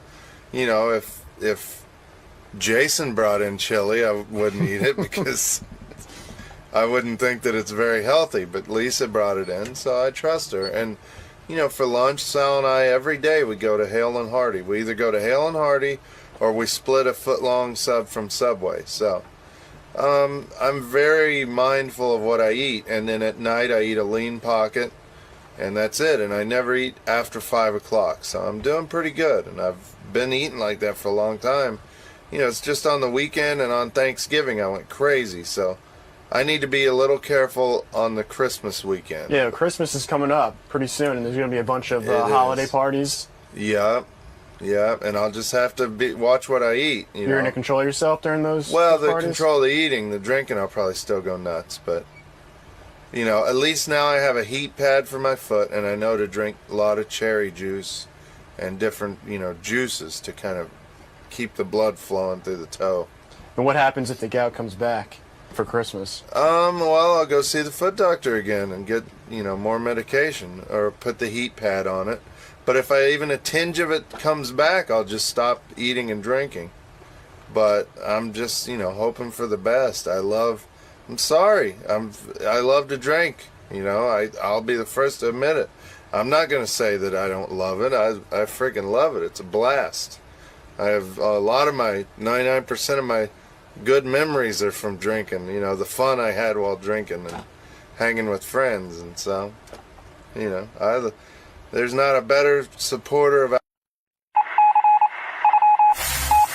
This is the best of the wrap-up show. A recap and behind-the-scenes look with John High and Gary Dell'Abate.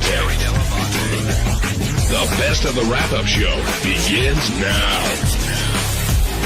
Hey, what's up? This is Jason, and on Monday's wrap-up show, we talked about the Wolfie staff survey, which is basically the survey where the staff threw each other under the bus. I was a big winner. I swept 3 major categories in the Wolfies, and I was fine with it, but not everyone else was, and they aired it all out on the wrap-up show. Check it out. You were a little bit pissed off today. Was that because of the survey? I mean, you all of a sudden... What pissed off? No, your mood turned. Oh, that stupid Wolfie thing? Yeah. You seemed a little upset about it. You know what? Wolfie thinks he's going to be the next Stuttering John around here, I think. You know, and you know what? Let Wolfie know that Stuttering John is no longer here and there's not going to be another Stuttering John. Are you mad at Wolfie? Yeah, because he's trying to, you know, by doing what he did with this stupid survey, it's like trying to turn everybody against each other.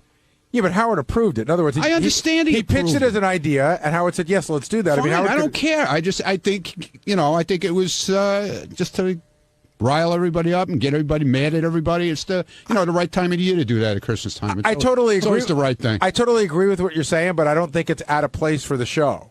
No, I didn't say it was out of place for the show, but it's been done already pretty much. John did that a long time ago. And it worked great. Yeah, it worked great. So why do it again? Come up with something original. Don't steal John's shit, okay? I think in some ways today was a bit of a disappointment because nobody really got mad enough. I thought that Jason might crumble, but I could see you were upset. What is the part that upset you? None of that upset me because I don't care if anybody likes me or not. I really don't give a fuck, okay?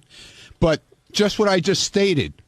What he did is to turn everybody against each other, you know, right around the holiday time, which is asinine. You know, I thought it was totally friggin' asinine. So you're not mad at the results. You're mad No, that I he could care did it in less the who first hates place. me. To be honest with you, I don't care if anybody likes me here. I'm not here to be a popularity person, whatever. People, you know, I'm not here for that. You know, you don't like me, it's fine. You want to call me a douche, that's also fine. You know, but I'm about to fight out of a fucking cannon this morning for some reason. And I'll tell you what I said. I'll tell you what I vote with the Jason thing. Go ahead. The only thing I put down for Jason was that he's a big gossip, which he is. He knows that. But other than that, I love Jason. Oh, so you weren't the one who voted Jason in every negative absolutely category? not. No. Yeah, that is probably, to me, the most curious thing of the whole bunch. I said to Howard when I got the results last week, I said, the headline to this is, I think Jason's going to be crushed by this whole thing. And I think John Hine and Will put me aside. They go, I don't think Jason's going to be really bothered by it. So maybe I'm looking at it a different way. By the way, is everyone here? I'm totally willing to be up front if we can figure out like which is whose. Are you guys? Well, I can't even remember. Yeah, but Benji, why would you want to go there? It's just what the point I just brought out. You're why right. do you want people well, to maybe hate after each other Christmas. now? After Christmas. You know, it's so stupid, that whole thing he started. Well, third night of the menorah. Did you vote for Ronnie being the biggest douche? I think I put Jason down. I think I put Jason. He's already. But no, I have one answer that can be like, you can definitely say it's mine, because I know I put who would I want to be the father to my kids? I put Richard. I think I also put him as the worst dad because of the abortion. I might have switched that to Sal. I can't remember for sure. Okay, here's the move. But definitely, I put Richard as the best parent. Here's the move that Benji's as I want to be the parent of my kids, which is so funny. If I had kids, the one thing that bothers me, thing that I'd love to know who said it about me. Somebody said that Gary's the biggest douche, the biggest ass kisser, and biggest user. The first two I'll take, but but user I don't feel that fits me. So I'm trying to figure it out. So then Benji goes, "That might have been me," and I go, "Why?" And he goes, "But it might not have. I can't remember." And it's just like Benji's confessing to everything. But if you guys can remember, would you be willing to let your sheets up front? Yeah, I can remember. The one thing I remember, like I don't remember exactly who I don't remember who I picked as the biggest douche. I really don't remember. And I'll say I absolutely like Jason.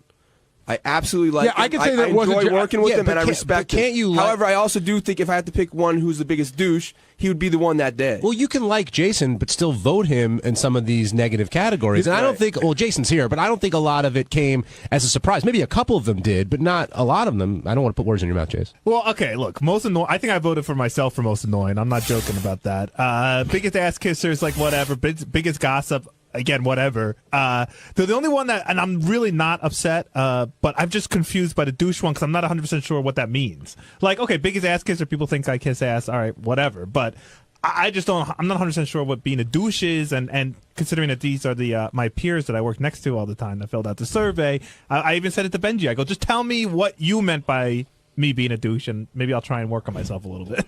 Well, JD, how would you define biggest douche? How would I define biggest douche? Mm-hmm. What's another word for douche? Jerk? Maybe not jerk, but jerky. Maybe like maybe arrogant, cocky, sort of just like all those melded into one word. So you voted for Jared? No, Jared wasn't able to be voted. No, but I don't get, like, when I think of douche, I don't think arrogant or cocky. I think it is. I think it's asshole plus attitude. But Jason, then I'll take that. Then fuck you all. I don't care. Well, that's another thing that was a little bit confusing on this. My understanding was we were only voting for the people who got the survey sent to them. We were. Which eliminated Goodstein, DePace, although DePace got a ton of write-in votes as the worst parent.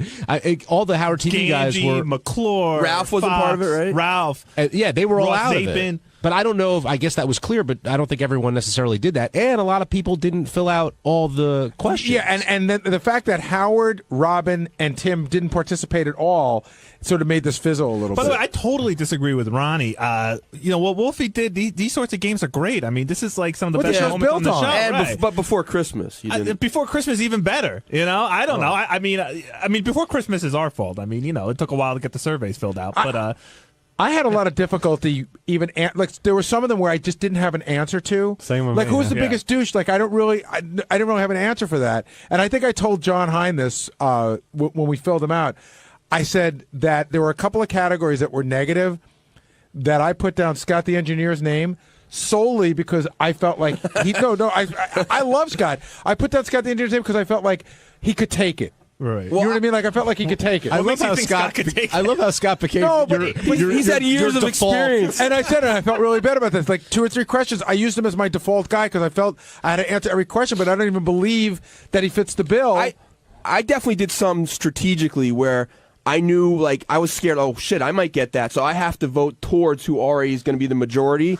So I don't become the majority in that one. But also, like, okay, honestly, like, I really don't care. And actually, my categories aren't that bad. I would much rather be most biggest douche than laziest. I mean, honestly, if You guys are the people we work with every day. If I got voted laziest or whatever else got voted, that would hurt me way more. Well, the man who took home the title of laziest and most likely to write a book about Howard and what a bunch Most of other jealous. most jealous of other success, Scott the engineer now joining us. Gary says you were the default answer. I guess. Yeah, for like one or two, but it was like, but I didn't even have, like, I felt I had to put down an answer. I was like, if I have to put down an answer, I'll put down Scott, because Scott takes shit anyway. He's And Scott can take, but okay, so you all can say what you want about me. I mean, I just laugh it off, but I did find my answers.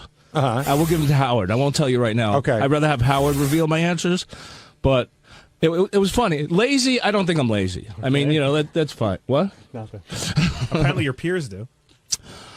They do. Did you vote? I mean, I think everybody on the show works hard, including me, so I don't think I'm lazy. I don't know why I get... You know what it is? It looks like I do nothing. I'm so good at what I do, it looks like I do nothing. He moves so fast, he's standing still. You got the lazy tag for you when we were at the old studio, right? And you were all the way down the hall. Take my time, right? And you would. It would almost seem like you were walking slow on purpose to show us that we needed you. No, I wasn't. A part of that was I was very overweight and I smoked a lot, so it took me a while to get going. Scott, were you upset by anything that you won today? Any categories that you took?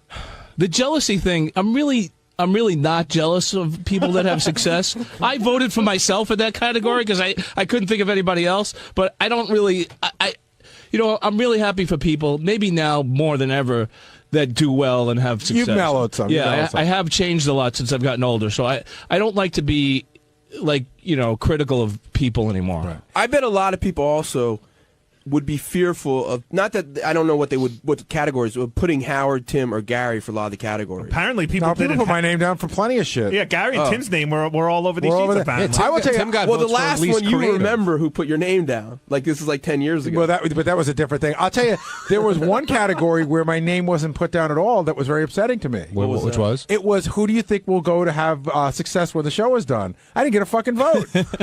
I think it said most success. I think, but Robin got a bunch of votes, Fred got a bunch of votes, and John High got a bunch of votes. No. It was me, Robin, and Artie.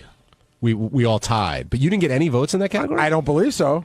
I think I put Artie for that. I got to tell you, towards the end of the survey, I was kind of like, fuck this, and I kind of I didn't care who I wrote down. I didn't give it a lot of thought towards like the last 5 answers. So that was part of it also. Yeah, I would say there were. If we did this survey again, the things I would change is I think there were too many questions that were a little vague, and we got to open up the pool because, again, how many times can you write Scott down for an answer? Like, there might have been other guys I would have written down, but since our pool to choose from Jason, was you smaller, got most of the negative votes, not me. So I'm not complaining about them. It's not about me. I mean, I didn't seem to get a lot of negative votes. I got a few. Well, hey, the one that I'm really curious about is, because to me this is like really a telling one.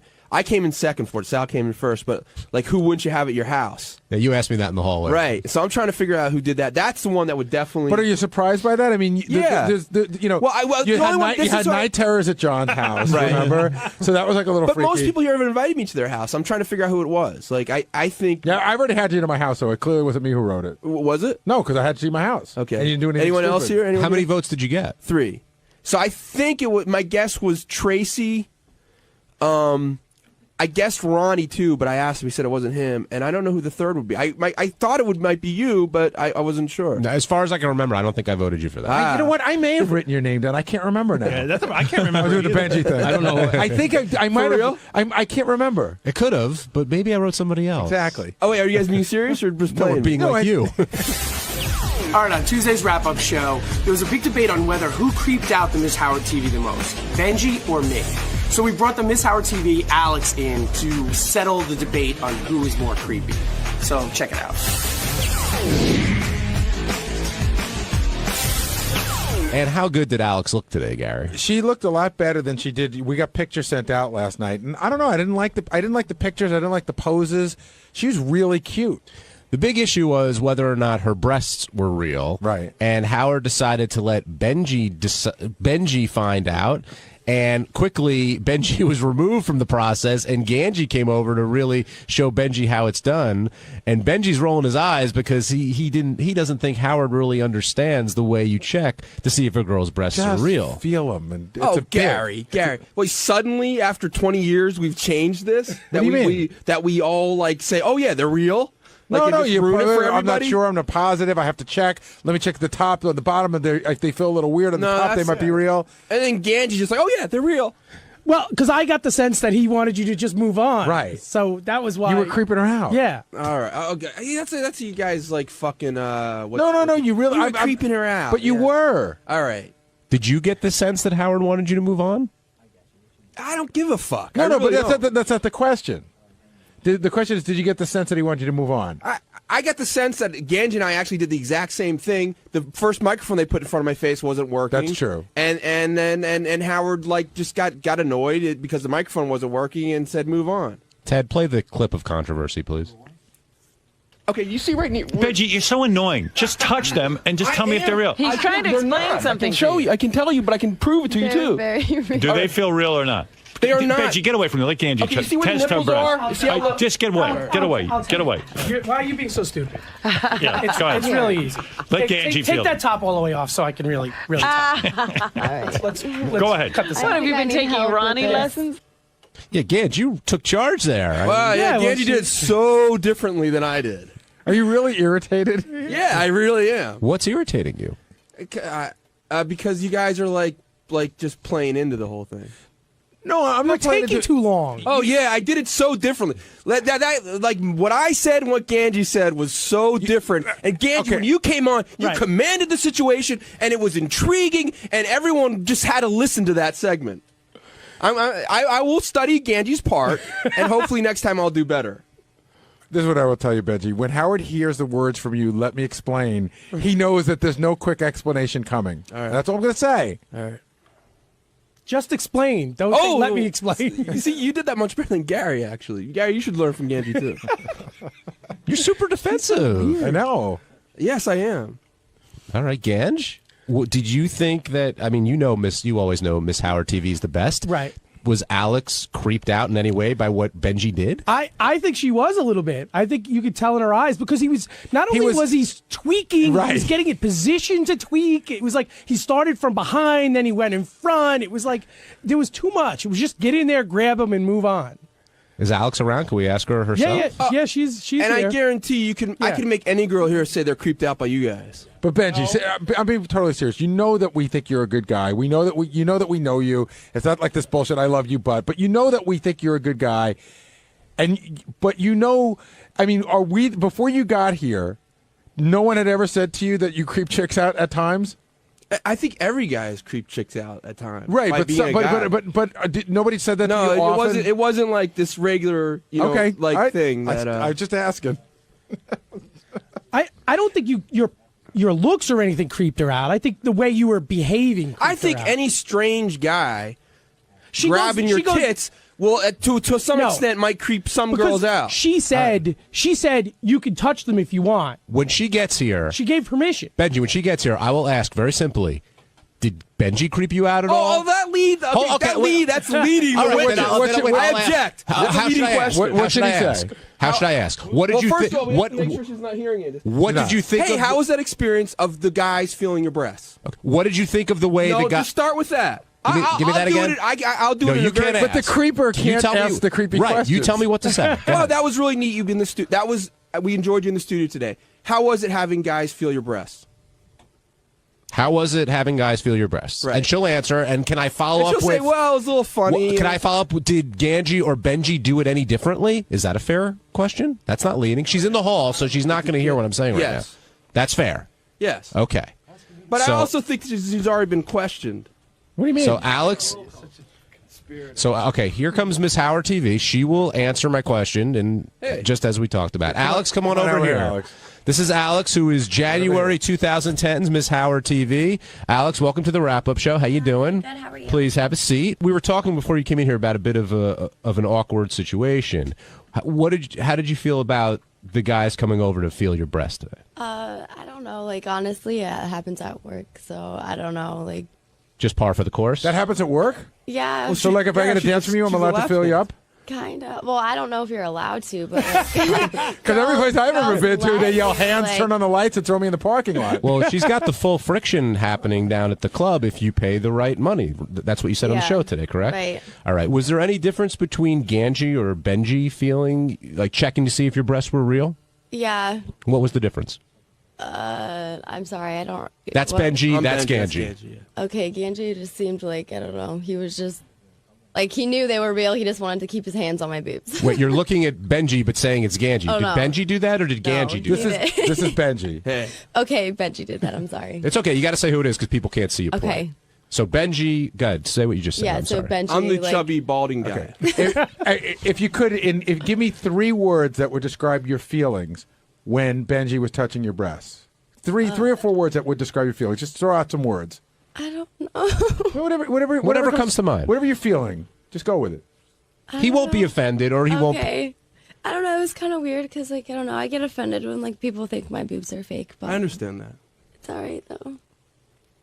You got 3 more words left. So I it don't seems like know. all she Okay, really cared about cold. is if they were real. Cold? His hands were freezing. I'm Okay. sorry. It's all right. But I don't want to put words in your mouth. You just said this, but you felt like he knew they were real, and he was Yeah. just kind of lingering there to enjoy Right. it. Yeah. Now, what about Ganji? He He was just like, oh, okay, they're real. so more matter of fact. Yeah.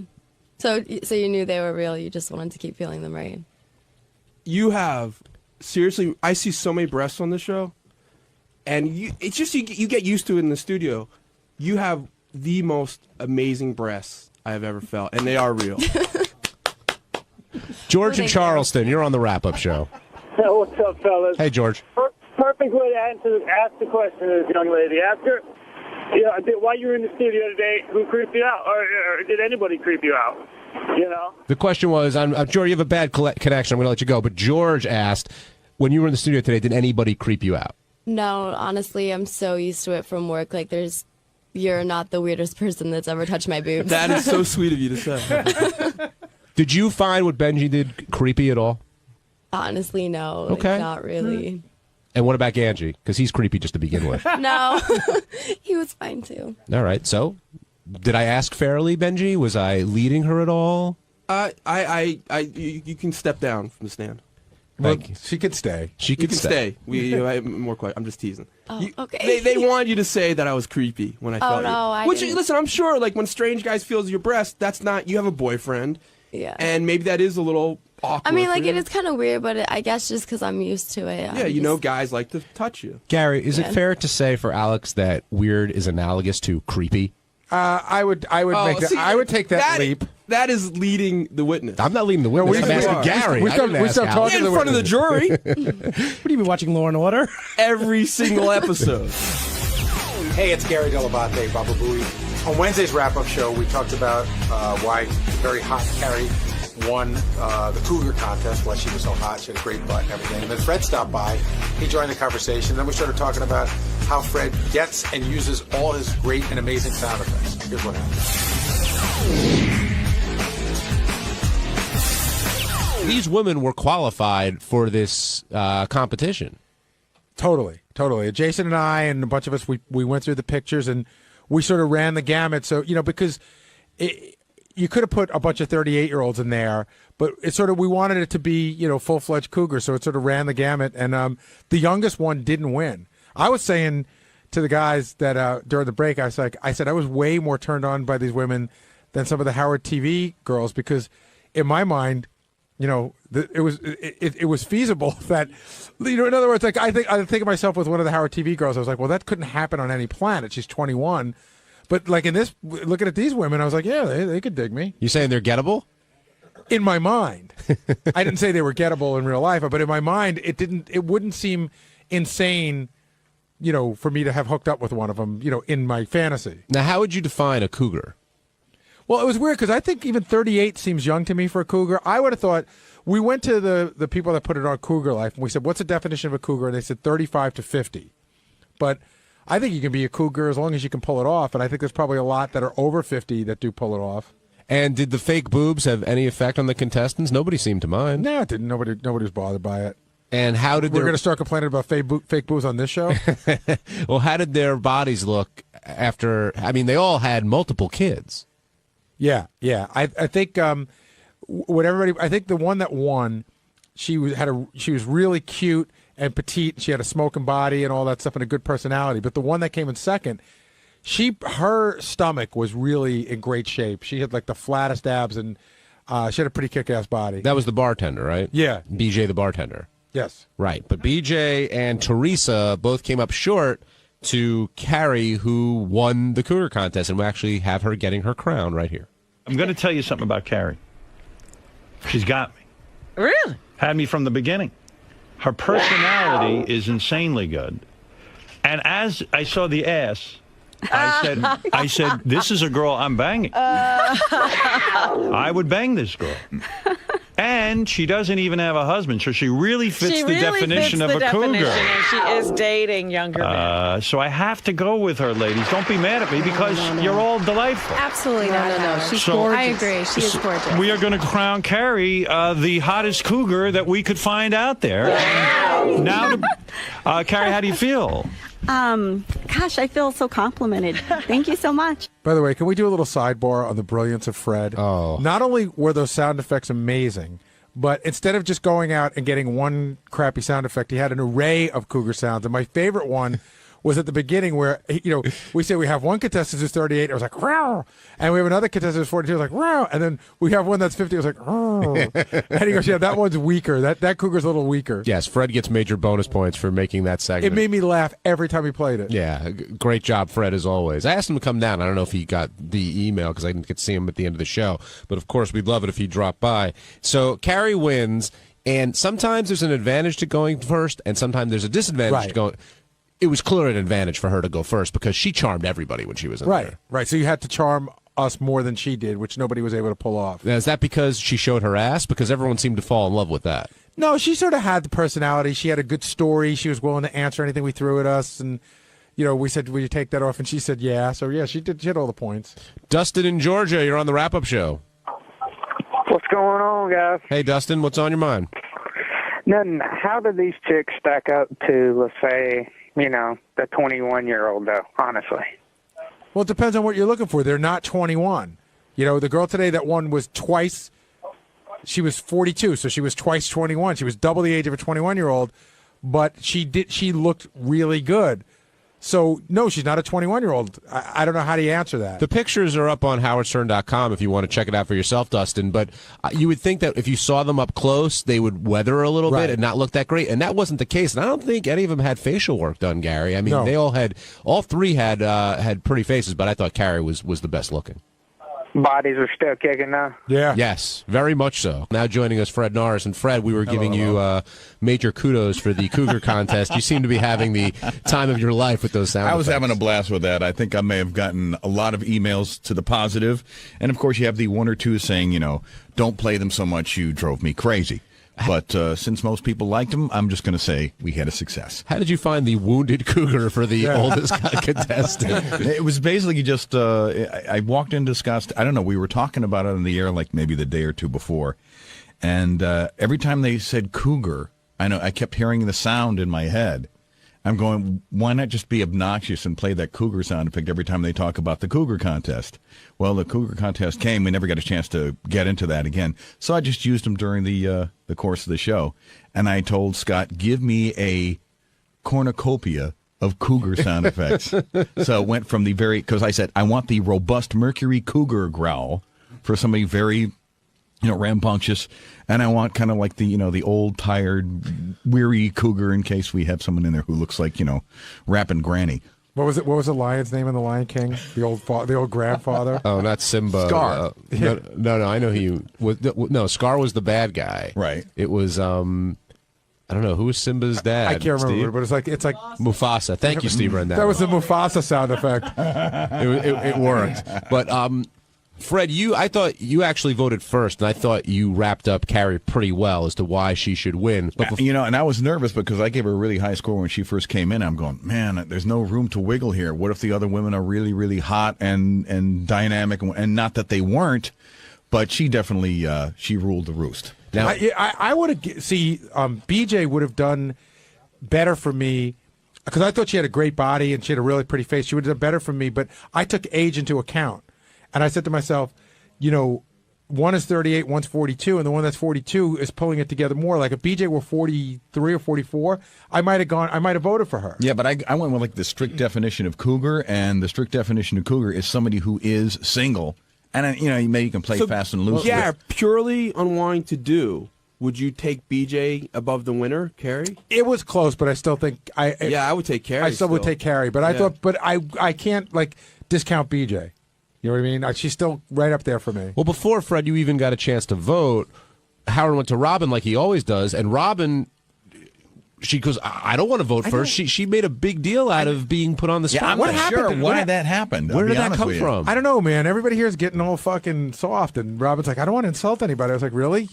Well, then you're on the wrong show. Exactly. I mean, it happens, you know. I mean, I think sometimes when it comes to the critiquing women, that Robin feels. Yeah, but you know what? I mean, this is the show. Everybody comes in. They kind of know what the ground rules are going to be. I mean, if they listen to the show, they know that things are not necessarily going to be pretty. Although were all of them not listeners? One of them was a listener, or one was not a listener. Yeah, the one that won, I think. No, she said she found out when Jason called her. Right. Okay. So she never heard the show, and the other one, the husband entered her. Right. In. This is a lot better than when you had the Butterface contest. We would call. Oh my God! I told you guys that one of the women I had a call for Butterface.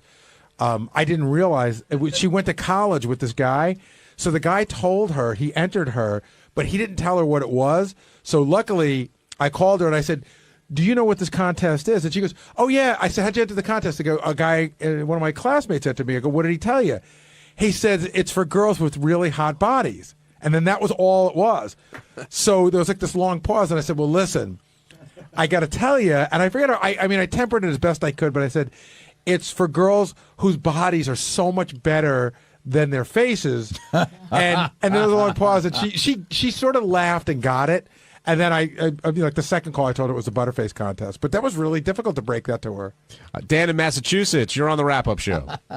Yeah, I was just, hey, now, everyone, I was just going over that cougar thing there. There's only two of the girls in the competition that really define a cougar. Now, a cougar used to be a single woman, divorced woman. They used to come into a bar room, and they'd hunt around for younger guys. There was two married women. Those are MILFs, not cougars. They shouldn't even been in the contest. Well, we went to Cougar Life. We looked for their rules, and I brought it to Howard. Howard said everybody should be able to enter, not just single women. Well, can you be a married cougar?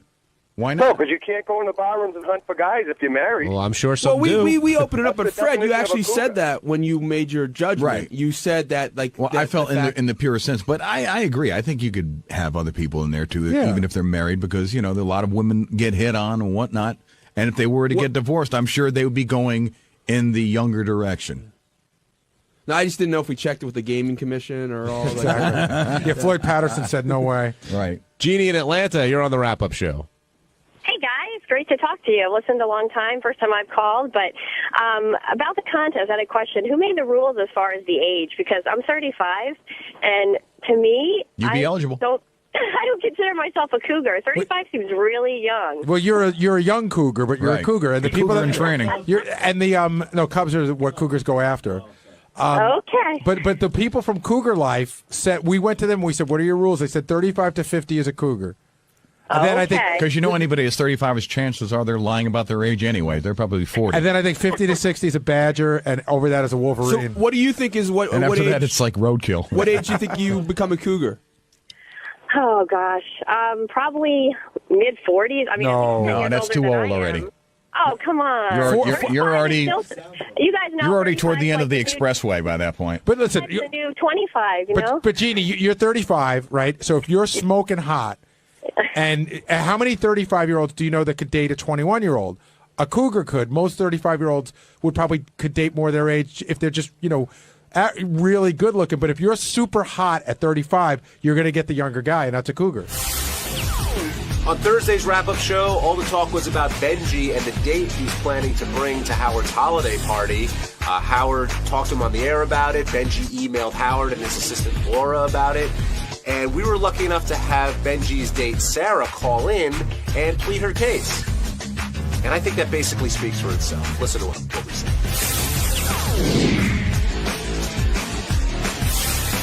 This is both to Benji and Sarah. Do you see why Howard would have any reservation? And that's not how this all came up. This Really, came what up. does he think I'm going to do? Well, we don't know. Like, never mind. If you come tonight, you should definitely grab Sal's penis. by No, the way. you're egging. You're egging Sarah. Just be yourself, Sarah. No, You already told me I Yeah, couldn't get be your naked, crazy so self like you were I here. already know that. What do you mean I'm egging her on? She doesn't know what not to do at a But party. you're saying like to do stuff, but she's smart enough to know not what to do. But right now, no, she doesn't, Gary, because she's already posting it all over her Facebook where she's going tonight. No, she's not. Yes, she is. Yeah, I saw it. Where'd she post? I did This morning. No. What did she post, Ronnie? That she was going to a party and going to have a blast. No, I did not write that. Well, we saw it. No, I didn't. All right. Ronnie, you're lying. I'm not lying. Yeah, you Someone wrote it on my wall. I did not write I saw that. it. That wasn't me who wrote it. I don't know who wrote it. Somebody was on So your someone Facebook. wrote on her wall. I didn't write it. I don't know who the fuck wrote it, but it was on her page. All right, forget it. All right? It's on Sarah's wall. We're not saying that you wrote it, Sarah. Ronnie, wait, Benji. Ronnie, I want to ask you a question. Go ahead, ask me whatever you want. Do you think Benji should have thought twice about bringing Sarah to this party? Yeah. Why? Because hold on, Sarah, you'll get to Just talk. because of the way she carried on here. What? I mean, she was so fucked up here. We had to practically carry her out of the studio. And then she was going to beat that girl up. I mean, who comes to a show and they're going to beat somebody up? Howard had to turn her mic off in the middle of the segment because she wouldn't stop talking. Well, I get that sometimes too. But Sarah, I can even tell right now. Sarah's nervous right now. That's why she's laughing so much. Well, do you think she'll be nervous at the party tonight? No, I think she'll have fun. She's a nice. But why would she be perfectly calm tonight, but not now? Or in the studio? Because when we hang out together, we sit around, we have fun. Yeah. We talk, we watch movies, we read books.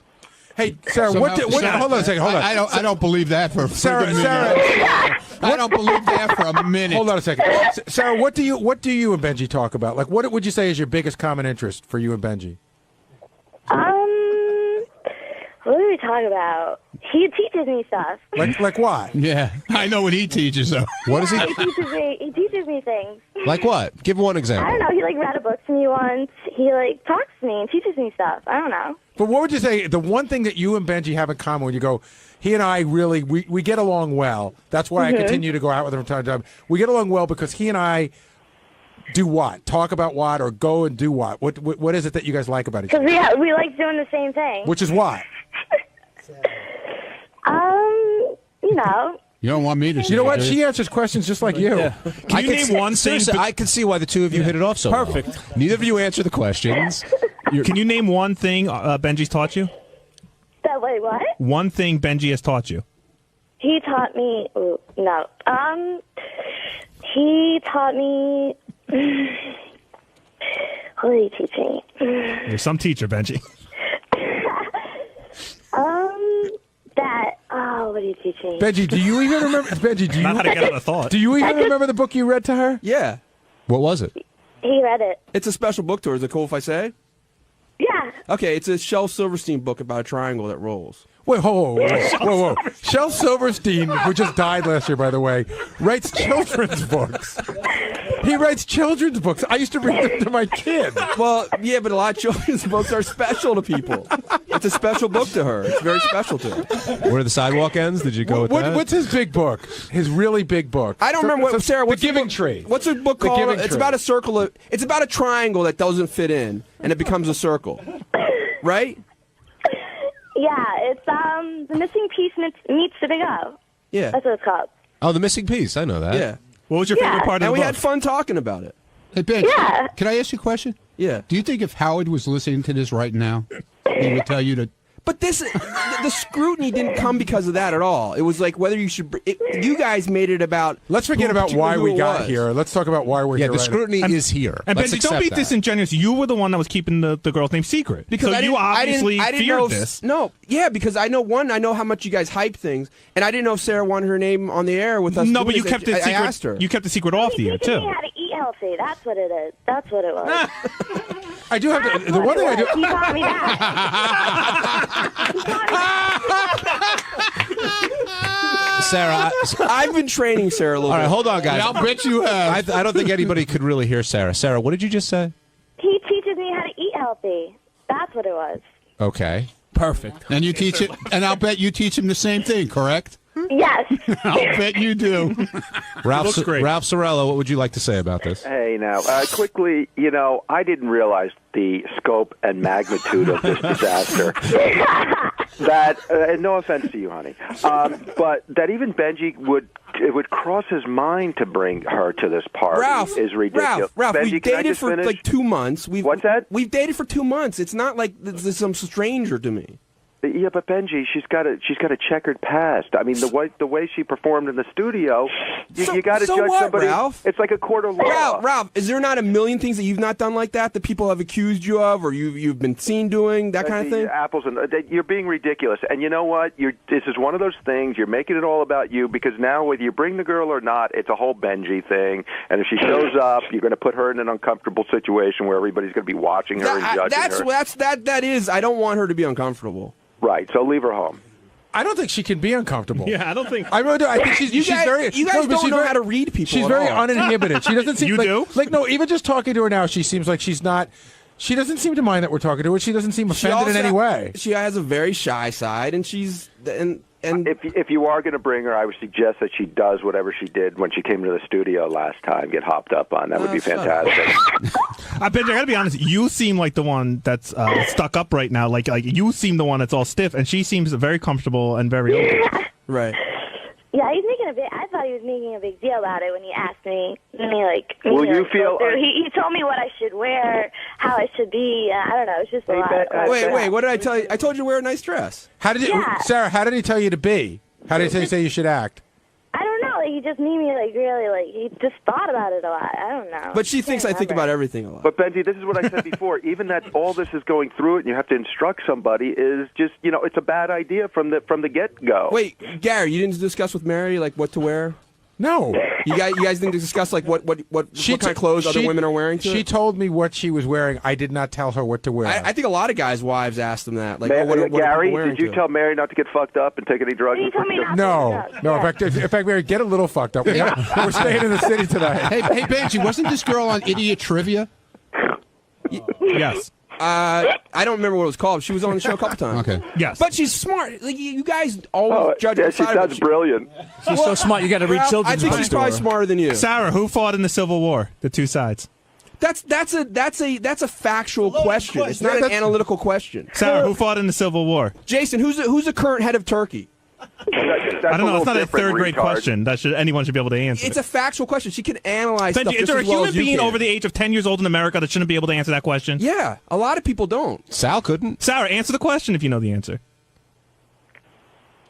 Okay. Well, Benji has a history of dating stable women like Ivy Supersonic.